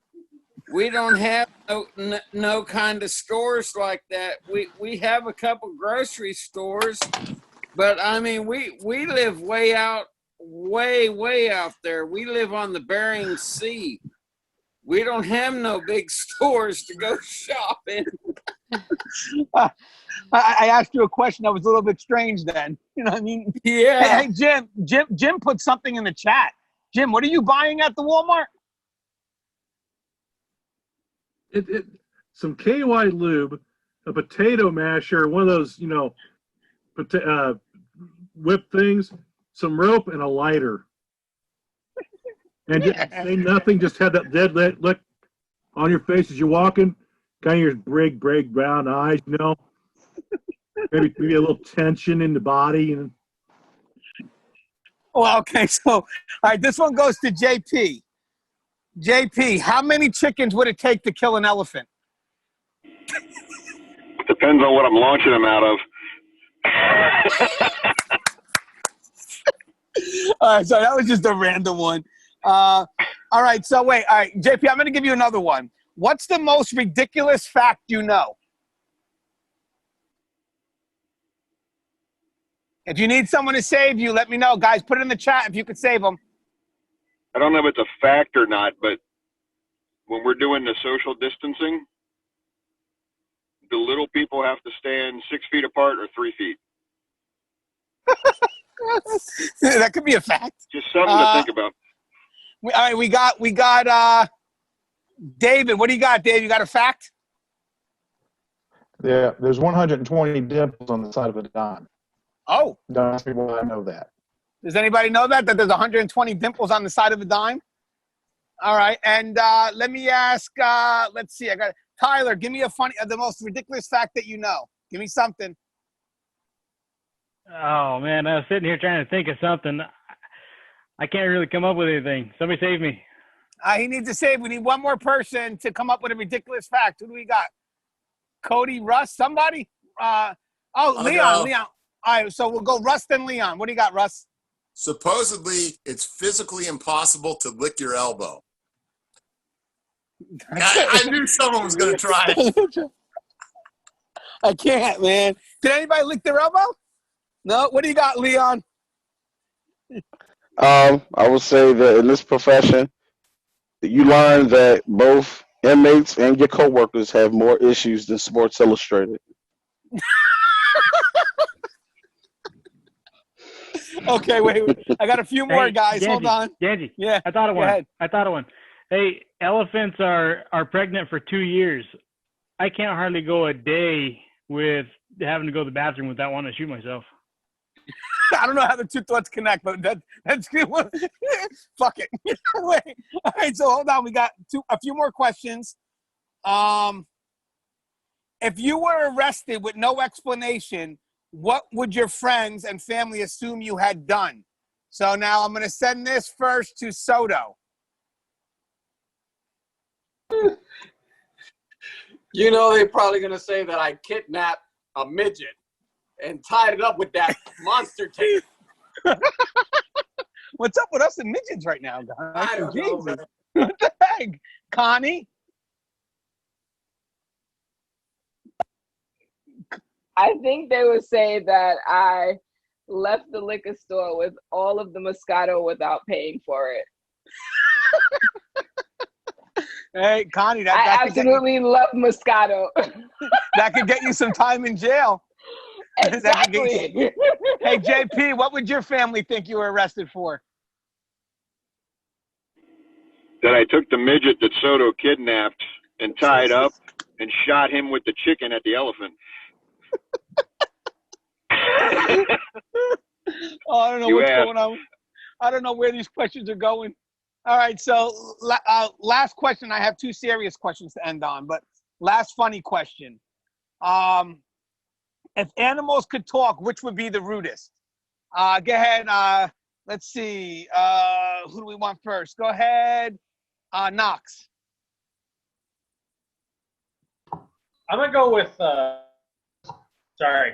with Chihuahuas because they just don't shut up. All right, Grubs. What do you got, Grubs? What animal, if they could talk, they'd be the rudest? You're muted.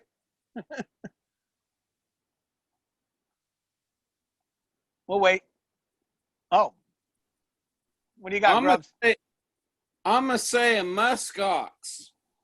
A muskox? A muskox, and I would say, get out of my road. What's a muscot? A muskox is this big old furry animal the size of a cow. Hey, Grumps, let me see what you're drinking real quick. You want to see what I'm drinking real quick? Yeah, let me see what you're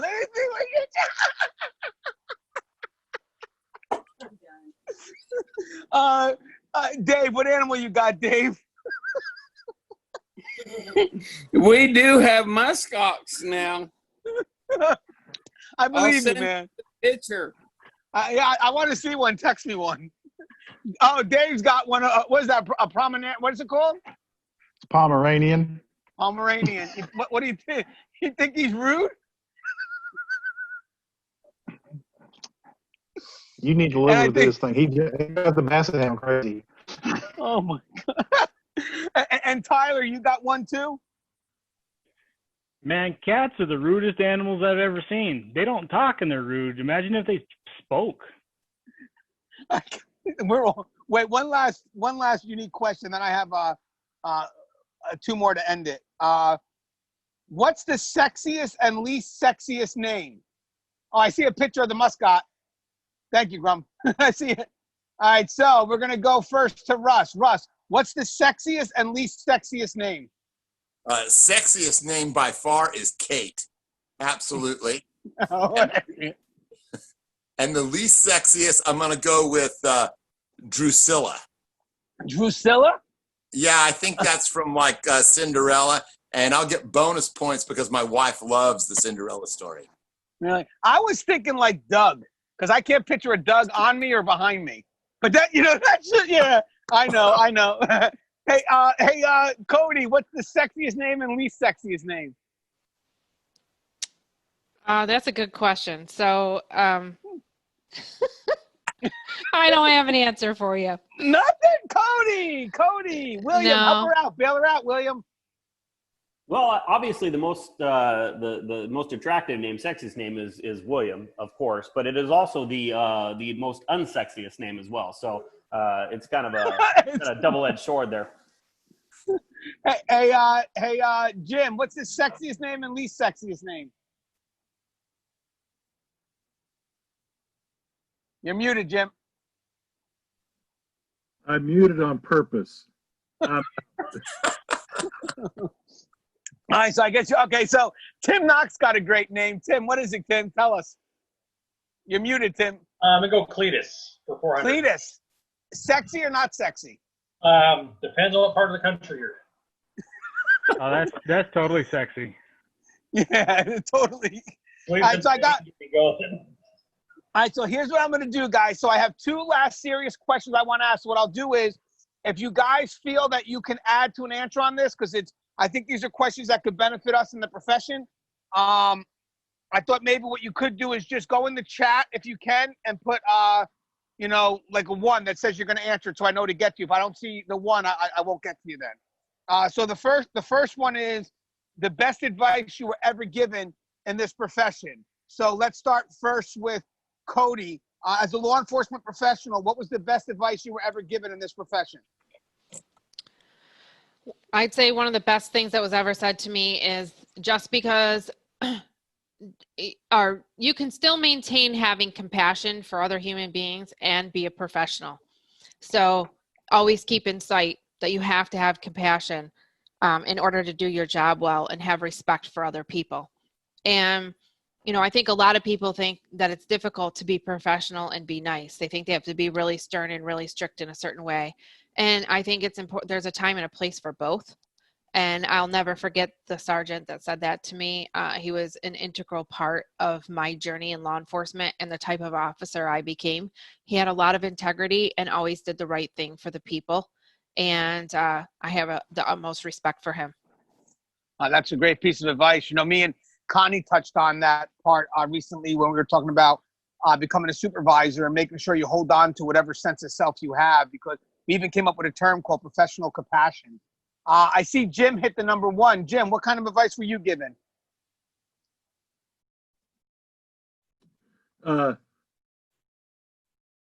It's kind of twofold.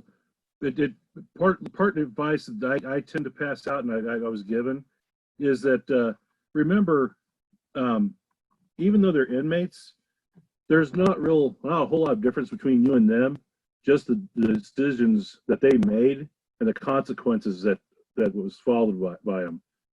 And the other thing is too, the part that was added on to it that I had for advice, or that was given to me, was, remember, they didn't get here for singing too loud in church. I'll tell you something, that's great and balanced advice, because it's very tough to maintain that that level of professionalism, yes, and that you know, that also the fact that you have a job to do, you know what I mean? And sometimes that job requires you to say no. You know, that's why I always tell people, you know, you could also say no professionally, but if you can't say no, then you can't be in that business, because this business here, that's where that no draws that line between, you know, the help that you're supposed to provide within your prescribed role and the help that takes you out of that prescribed role. So that no is very important. And that's kind of exactly what you're saying. It's that line right in the middle. Does anybody else have some good advice? I can see everybody. So raise your hand if you do, and I'll get to you, because I see a lot of people didn't put. Okay, Soto, go first. Soto, what's the advice you were given? Hey, real quick, it's really great for new guys coming in or new girls coming into the profession. One of my favorite sergeants gave me some advice. He said, listen, it's great to use the fair, firm, and consistent, right, Russ? You always talk about that. But also, it's when you first impressions matter. So when you come onto a tier, it's better to be a little bit stern and strict and learn how to say no. Because in our nature, we're always trying to be well-liked. And even amongst inmates, you know, it's hard to say no, because you want to be liked. You want to be the one that, like, doesn't want to show like, I don't know anything, I just came on the job. But the advice that he had given me was be stern, be fair, be strict. You can always, you know, step down from that strict level, but it's hard to start on a soft side and work your way to be a strict and hard person. So I took that to heart, and it kind of worked. Yeah, you know, I may want to pick a few, because there's a reason why. Grubbs, you got 34 years in, you've worked at a few facilities. I'm sure you got some good advice to share. What advice would you share? One thing I used to always tell my staff whenever I was supervising and everything else is treat folks fair, you know, and be yourself. Don't try to be this, don't try to be one of these other correctional officers that are down the hallway somewhere or anything else. Don't try to be Mr. Know-It-All or anything like that, you know. Take everything that everybody tells you and mold yourself into that person. You know, you can't just come walking in there and get respect because you got a badge on. You have to earn respect. Regardless if the guy's locked up or not, you still have to earn respect from the inmate population, and you also have to earn respect from your peers. Yeah, and that's well said. We've touched on before where when you work in corrections, the uniform doesn't really have that powerful initial impression. You know, inmates become conditioned to the uniform, so it really is about the individual. I think after a few days inside the system, they stop seeing that uniform. Hey, Connie, working on the civilian side of things, what advice would you give to, let's say, a new boot just coming into the field, trying to understand, the best way to create that working relationship? I mean, I think it's just the intentionality behind it all. I think sometimes because our paths may not naturally cross, that it's being intentional about establishing that sort of working relationship with the folks that you work with, including the civilian employees. But one of the best pieces of, advice that I'd received in my career was really don't expect things of your staff that you don't expect of yourself. So if you're not going to lead by example, the last thing that you should be doing is holding your staff to such a high regard and such high expectations. And then you come in any old kind of way, conducting yourself any old kind of way, but expecting them to do the best. So unless you come in on your A game, then you can have some expectations. But, don't be willing. You have to be willing to sort of do the work that you're expecting your staff to do. And so if that's a matter of putting in the effort to build relationships, then you have to show them how to do that. It can't just be that you expect it to just happen, or that they'll naturally just do it, because that may not be their instinct to do, because, some cultures does have that us, them. And so to get out of that us, them, you have to show them what you're willing to do to sort of build that bridge. Yeah, and I agree with that. I believe we start eliminating the us, them when we start having cross-perspective training, training that builds about an understanding of the different paths to get to the same mission, if you will. I feel that right now we kind of work in isolated fashions, but if we could actually sit down and get an understanding of where each department has to be, we work very well. And you definitely get a taste of that at the very beginning of your career. So I know Tim's working in a very specialized unit. What a great place to learn, because if anything, you learn the dynamic, the working relationship between custody and the civilian staff, which will be definitely a great tool to have when you're on the administrative level and people are trying to sell you bridges as to why certain things can't be done. And I know Soto, he understands what I'm talking about there. Hey, Will, I know you got some advice in regards to mental health. Do you have any advice you'd like to share here? Just take care of yourself and learn as much as you can about it. Treat this mental. A lot of people don't want to talk about the mental health stuff, but you got to treat it the same way you treat self-defense, right? We learn a bunch of self-defense techniques, how to talk with your hands up, all of these things in case we get kicked, stabbed, gassed, or grabbed. And in my 15-year career, I've had 2 inmates go after me. I broke up a lot of fights, but I've only had 2 actually go after me. But every day, my psyche is under attack. And so you have to kind of, understand that if you're changing a little bit, if you're a little more irritated at home, if things are bothering you, have to address those things, because they can be just as damaging, just as detrimental as the physical injuries that we encounter. So, if it doesn't apply to you now, then that's great, but just keep it kind of in the back of your mind. And if it comes up in the future, just know that there's resources out there. There's people out there that will help you deal with those situations. Yeah, and hey, Russ, I know you always touch base on complacency, how we work in an environment that's very routine. I mean, how complacency sneaks up on you. What are some of your advice in regards to getting people to avoid complacency? I think that the main thing that you really have to just watch out for is that you don't get yourself into the type of complacency where you can't recognize it. You have to be in a place where you're constantly reassessing your tactics. You have to be in a place where you're constantly reassessing all of the other things that you do day in and day out. I'll never forget on my very first day, it was actually my second shift, but my very first day, because I got drafted, I had a sergeant tell me, don't ever forget where you're at. And it was great advice, because where we were standing at the moment happened to be death row. And so that came with the little extra caveat that we were also on a death watch of Robert Alton Harris, who was soon to be the first inmate executed at San Quentin in more than 30 years. And, I watched this inmate tell this sergeant, with a straight face, what a great guy he was and how he always cared for people and was always willing to stop and help someone with a flat tire. Yet he kidnapped 2 boys and took them out in the woods and shot them at point blank range, then ate their hamburgers and went back with his brother and robbed a bank in San Diego, California. So after the sergeant laid that bit of information on me, that's when he said, "Don't ever forget where you are."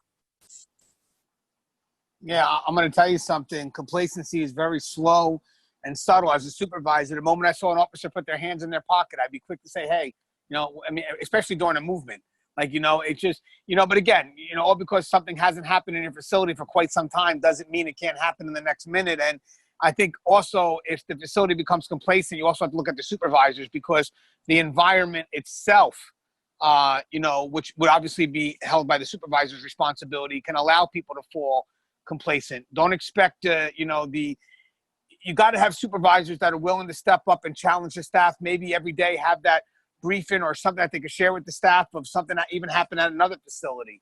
Just a way to share some stories to let them know, hey, I know it's been quiet in the unit for months, but let me tell you what happened at, Sasa Baranowski Correctional Facility or San Quentin or whatnot.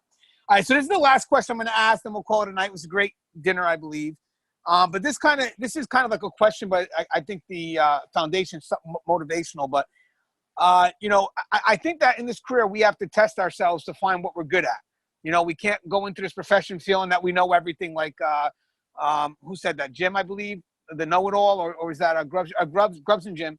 You can't go in thinking that you know it all. So you have to allow yourself, especially when you're new, like Knox and Leon, is to really observe. Guys, this is going to take probably about 5 to 7 years of your time. And the reason why is someone said, well, Gangi, how much time do you need to become a good supervisor? There's not really a time limit. It's the quality of time. You have some facilities that will test you, like I'm sure yours does, Leon. And I'm sure, Knox can get tested. And then you have some that don't. So all because someone has 15 years in doesn't mean they're the best at becoming a supervisor, because you could have someone that has 4 or 5 years in and has just been in the grind every day. But we did a video recently for one of my sponsors, and we talked about challenging yourself and finding what it is that you want to do in this profession, because it is a profession. This is a career. And most of us, we go in with this myopic view that, maybe we're going to just go up in rank. I'll be a sergeant, I'll be a lieutenant, and maybe you just kind of stick yourself to that vision, even though, to the left and right, there's other possibilities. But you know what, man, I'm not going to challenge myself. I'm just going to I just want to go this route. Don't get me wrong, it's challenging enough. But with that said, sometimes you don't realize that, you may have gifts that could really help out that department. I have gifts at communication. So, maybe I can better employ that gift on the administrative level. So leaning into this question, and I think I'm going to go with the senior boots here, because this will lean into the people that are new in this field. What are some of the main gifts that you need to have in corrections or in law enforcement in general that you think will help you throughout your career in either corrections or in general law enforcement? So I'll go with Russ first. Russ, what kind of gifts do you think you need that you could excel in this profession? The one thing that I've really been concentrating on a lot lately is talking about this ability to think critically. And what I mean by being able to think critically is being able to see the different probabilities in any given situation. It's natural as a human being when you're confronted with something to only take it at face value.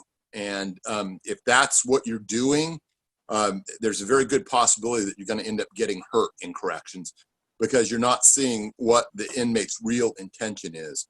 A lot of their intent is to divert you, to subvert you, and to put you into a position where you're either not ready or not capable of responding to whatever's coming next.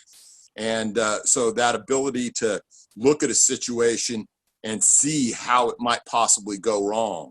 I give different examples of this in, some of the talks that I give on complacency, and people just really aren't ready for it. And so I always harken back to the one thing that I'm really proud of that I came up with in regards to being able to identify complacency with a definition. And that's complacency. Complacency is situational awareness perceived, but not achieved. And so if a person even just thinks of it in that manner, they'll get some of the clues that they need to be able to unlock that and not put themselves in a position where they are accepting of a complacent attitude. No. And I'll tell you something. I still do your what if situations because that keeps your mind sharp. You know, I think that keeps your mind, you know, you're always thinking ahead. You're playing that game of chess, you know, and in corrections, I think, or just in law enforcement in general, I guess most of the time people think we're just reactionary, but sometimes when you react, you're also preventing. You know, sometimes you react in such a way that, you know, you're making sure it doesn't happen again. And that's where you have to be strategic in how your reactions are. And that's where critical thinking comes into play. Hey, Cody, as a law enforcement professional, what advice has helped you in your career? I would say, you know, having somebody explain to me the OODA loop. So it's observe, or, you know, orient, observe, decide, and act. Basically, you know, if you go over the OODA loop in your mind to all kinds of scenarios and potentials of what could happen in your career, you're starting to give yourself that mental preparedness that you need. You know, drawing your firearm in your patrol car. I'm not saying you should sit and draw your firearm in the patrol car, but think about it. If you pulled up on a vehicle stop or you've pulled up on a complaint and all of a sudden you need your firearm, what do you need to do? Are you somebody who patrols with your seatbelt? Are you somebody who doesn't? Is your radio going to be in the way? Your mic, you know, your mic or the printer for the tracks program or whatever it is that you have. Think about scenarios and think about your OODA loop. How will you respond? And also even in language, you know, think about if you're in a conflict with somebody and you want to de-escalate it, what's the conversation you're going to have? What's important to that person? Are you really listening to them? Are you respecting where they're coming from? You know, sometimes de-escalating somebody is just giving somebody the ability to have a voice and say what they need to say without you taking it personally and feeling like you're disrespected and having your ego come out to stop the situation. Wow, well said. You know what? If you guys get a chance, Russ actually did a video on the OODA loop. So obviously it's great to see that, you know, I don't think Cody ever knew he did a video on it. And it's great to see that, you know, it matters for law enforcement because Russ did it on the correctional side and then Cody did it on the police side. So that's pretty awesome. I saw Russ give the thumbs up. Now, Dave, I saw that you also had a comment you wanted to say. What do you got, Dave? Well, I got a couple of things. The first thing I would say is, and this is a hard lesson to learn, is don't judge based on what you would do because, you know, everybody reacts to different situations in different ways. And the other thing is if you expect someone to do one thing and they do something else, it's easy to get caught by surprise. And, you know, and I tell my staff this all the time, don't be John Wayne. We don't get paid to crash the sands at Iwo Jima and be the hero. Wait for help. You know, someone's doesn't want to lock down, holler for a supervisor, stand to the side, wait for the help to get there. They're not going anywhere, you know. And another thing is be able to admit when you're wrong. You know, if you screw up, there's nothing wrong with saying, I screwed up. Because people do it all the time. And that's just another learning opportunity. And this is the most important thing is don't compromise on who you are. You know, don't compromise on your values. If you're working with people who want to do under the table things, you just need to be honest with them and say, hey, I don't roll that way. You know, I'm here to do the job and I'll do it right. If you want to do that stuff, you don't want to work with me. You need to find someplace else to be, you know. And there's nothing wrong with sitting down at the end of the day and questioning what you did and how you did it, because that's another way you can admit that you're wrong. You know, I dealt with an inmate a couple of weeks ago. I felt something was off, but I was one of those things. It was one of those situations where we de-escalated the guy. We got him back into his cell. And later that night, the night shift ended up having to use OC on him and just deal with him. And that's one of those things where if I had just paid attention to what my gut was telling me, the night shift isn't dealing with that guy. I've already dealt with him, and it's probably not nearly as bad as what they had to do. Well said, Dave. I mean, this is great because I actually have a lot of people volunteering for this. So we're going to go to Knox first. Knox, what do you got? So something I learned, and granted, like I said, I don't have nearly that much experience, but between my last jail and when I was a law enforcement explorer and my dad being a retired police officer, the biggest thing they told me along the way was, don't take things too seriously. At first, I was kind of like, well, what are you talking about? You're in law enforcement. You got to take it seriously. But the biggest thing of it is don't let these people, don't let them bring you down. You know, don't let the haters, don't let the co-workers that don't work well with you, don't let some of the inmates, the comments they make, basically tarnish the way you feel about what you do. And I think that really stuck with me, is because, you know, it's very easy to get yourself in a rut, very easy to get yourself kind of brought down. But I think at the end of the day, you have to realize it's your career, but it's not all of you. And I think that we kind of touched about having that basically life outside of work. And I think that's someone that's really helped me, is just kind of don't take a lot of the negative super seriously, because that will soon pass. So that's something I always thought I liked hearing.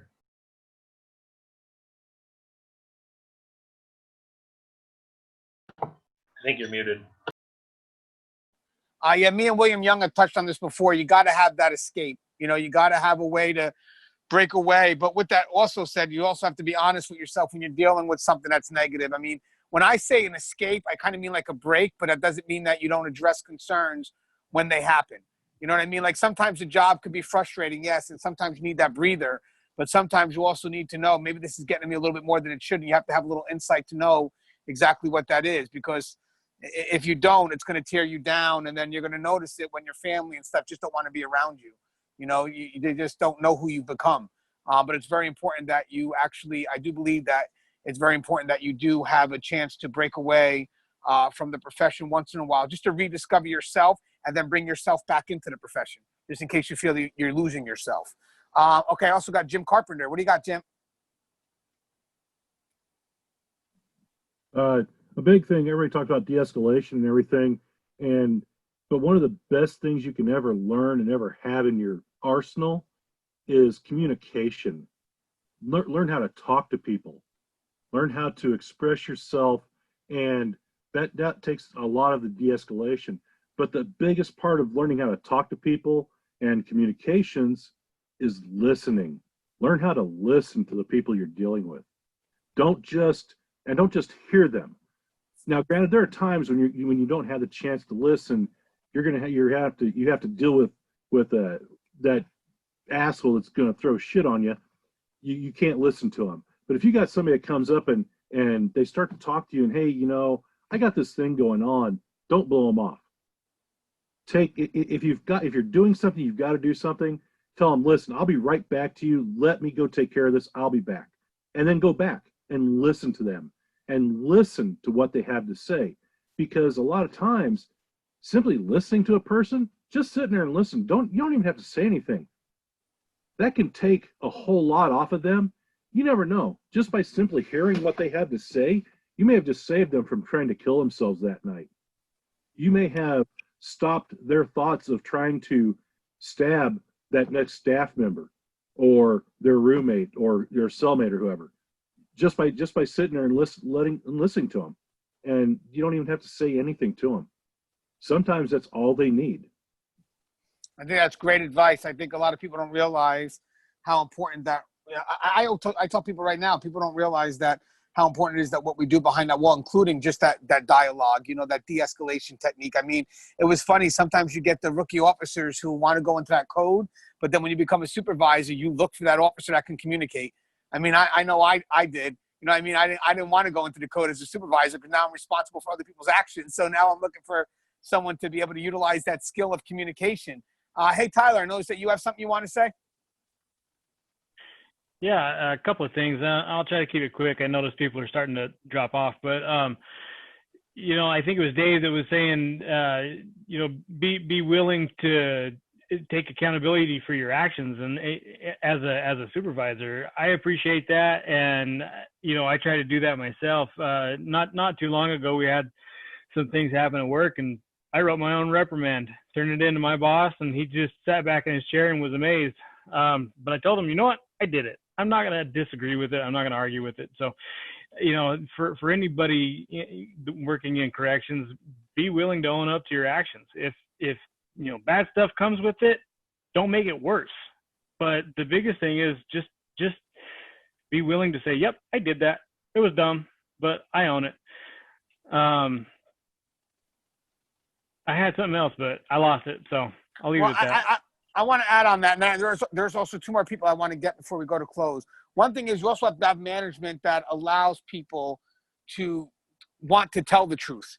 You know, again, we talked about making a mistake based on good intent and then making a mistake because you just don't care. There's a difference here. And You know, you want to have a trusting environment where your front line feels it's okay that they can make a mistake because you look to be constructive and educate them. You want them to learn.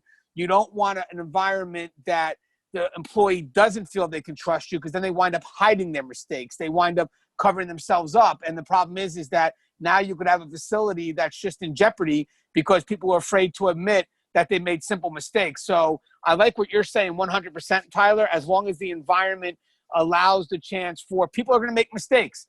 Can we find out the reason behind the mistakes? Learn, use that mistakes as a way to grow as opposed to as a way to make people hesitant and just not want to tell, So, but I wanted to go to two more people that I wanted to touch base, actually maybe three, but I wanted to go with Lewis, Connie, and then JP before we come to an end. So, because I know they have time in, and I wanted to get their final thoughts. So I'll go to Louis first.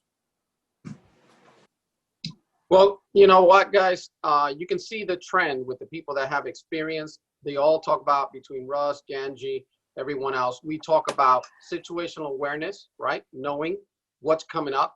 We talk about, it's kind of like a chess match. You have to know 2-3 steps ahead in order to know what you're going to. In communication, everybody touched on that. Everybody has time in, that has some experience, know that these are key factors as to practice as you play.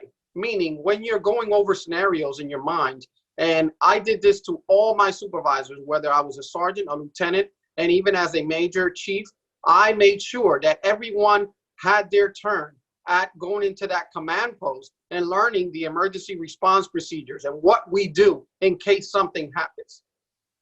The last time, or the last thing that you want to do is to have to go into an emergency and learn how to do that at the time of the emergency. You want to know what you're doing beforehand. And one of the most important things that I teach my first line supervisors is that you need to make a decision.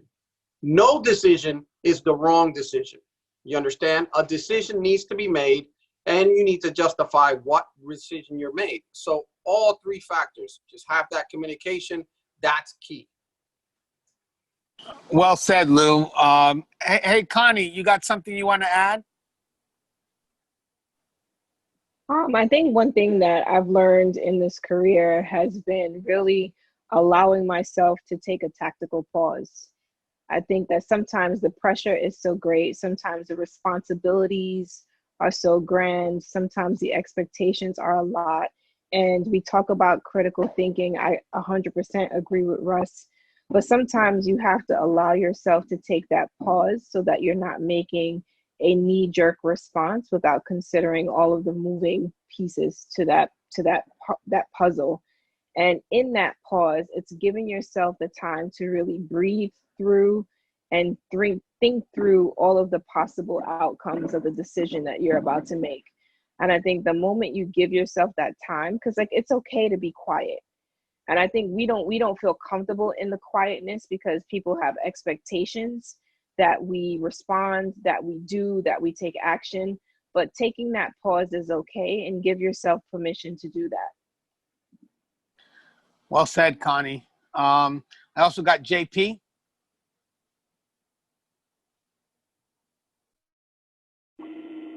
I would say a couple of quick things. Be humble. Don't make sure that you learn from your staff and empower them to make decisions. Somebody had said earlier to allow them to make mistakes so that they can learn from them, and don't be super critical of them. Try to use them as learning experiences. And at the end of the day, remember, this is just a job. That you can't help anybody if you don't take care of yourself. And as leaders, we have the ability to take the new people coming in and give them opportunities, learn about them, learn their strengths, learn their weaknesses. And I know for me, when I'm teaching, I will bring in the younger staff that are doing jobs so that I can give them the opportunity to speak in front of folks and to be teachers, but also to take the opportunity to kind of give them accolades in front of the students as well, to talk about the job that they do, where they shine, and start building their confidence up. Well said, man. Now, guys, I think there's a lot of great information we shared. I'm sure we could do this again. We now kind of have like, I don't know, like another group of people that we could reach out to that could share their experiences, stories. And guys, we always listen for more topics. So if there's topics you feel that haven't been addressed. My biggest concern here right now is that we have great people with a lot of experience that are going to leave the profession. And when they leave the profession, we don't want them to take that experience with them. You know, we got a lot of new boots that need that. They need to walk with people who have kind of dealt with the evolution of correction. You got to realize that where we're at now, we're seeing a lot of changes in corrections, and it's really going to wind up being a blend of old school versus new school. You know, and I think what I'm going to try to work on now, and I'm working with people on this, is that we have to create a change in how corrections is seen. I mean, everybody here right now did not talk negative about one inmate. You know, everybody here felt that even as correctional officers, even as medical, whatever it is, that we have a part or an influence in their lives. And the funny thing is the public doesn't see that. The public has us as the Neanderthals that just want to go ahead and, you know, beat up inmates all day. So what we're doing now is we're creating a perspective, but ultimately in the long run, it's a perspective for change. So, and it's something that needs to come from the inside out. So it starts with dialogues like this. So I thought we had a great dialogue. I'll have this posted up shortly. And as always, guys, I don't even know how many people are on this, but this was great. We're definitely going to do it again. I believe something going on right there. I don't know what it is. I thank you. There's just some noise going on, man. But as always, guys, if you haven't, the show Tear Talks for you, brave men and women that work in corrections. So please subscribe, interact, engage, comment, hit that bell. That bell's going to notify you every time I post a video. Check out the Tear Talk podcast. We release one every Friday.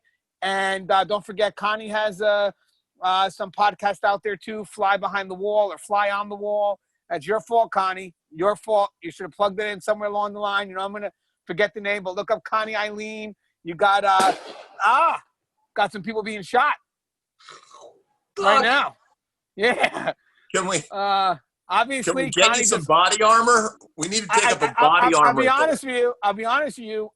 Could be a chance we just lost a listener. You know, I don't know, man. But all right, but either way, you've got the Keepers of Chaos Facebook page. There's groups out there, communities, and thank you guys for participating in our dialogue. And hopefully, we have more to come. All right, guys, and stay safe.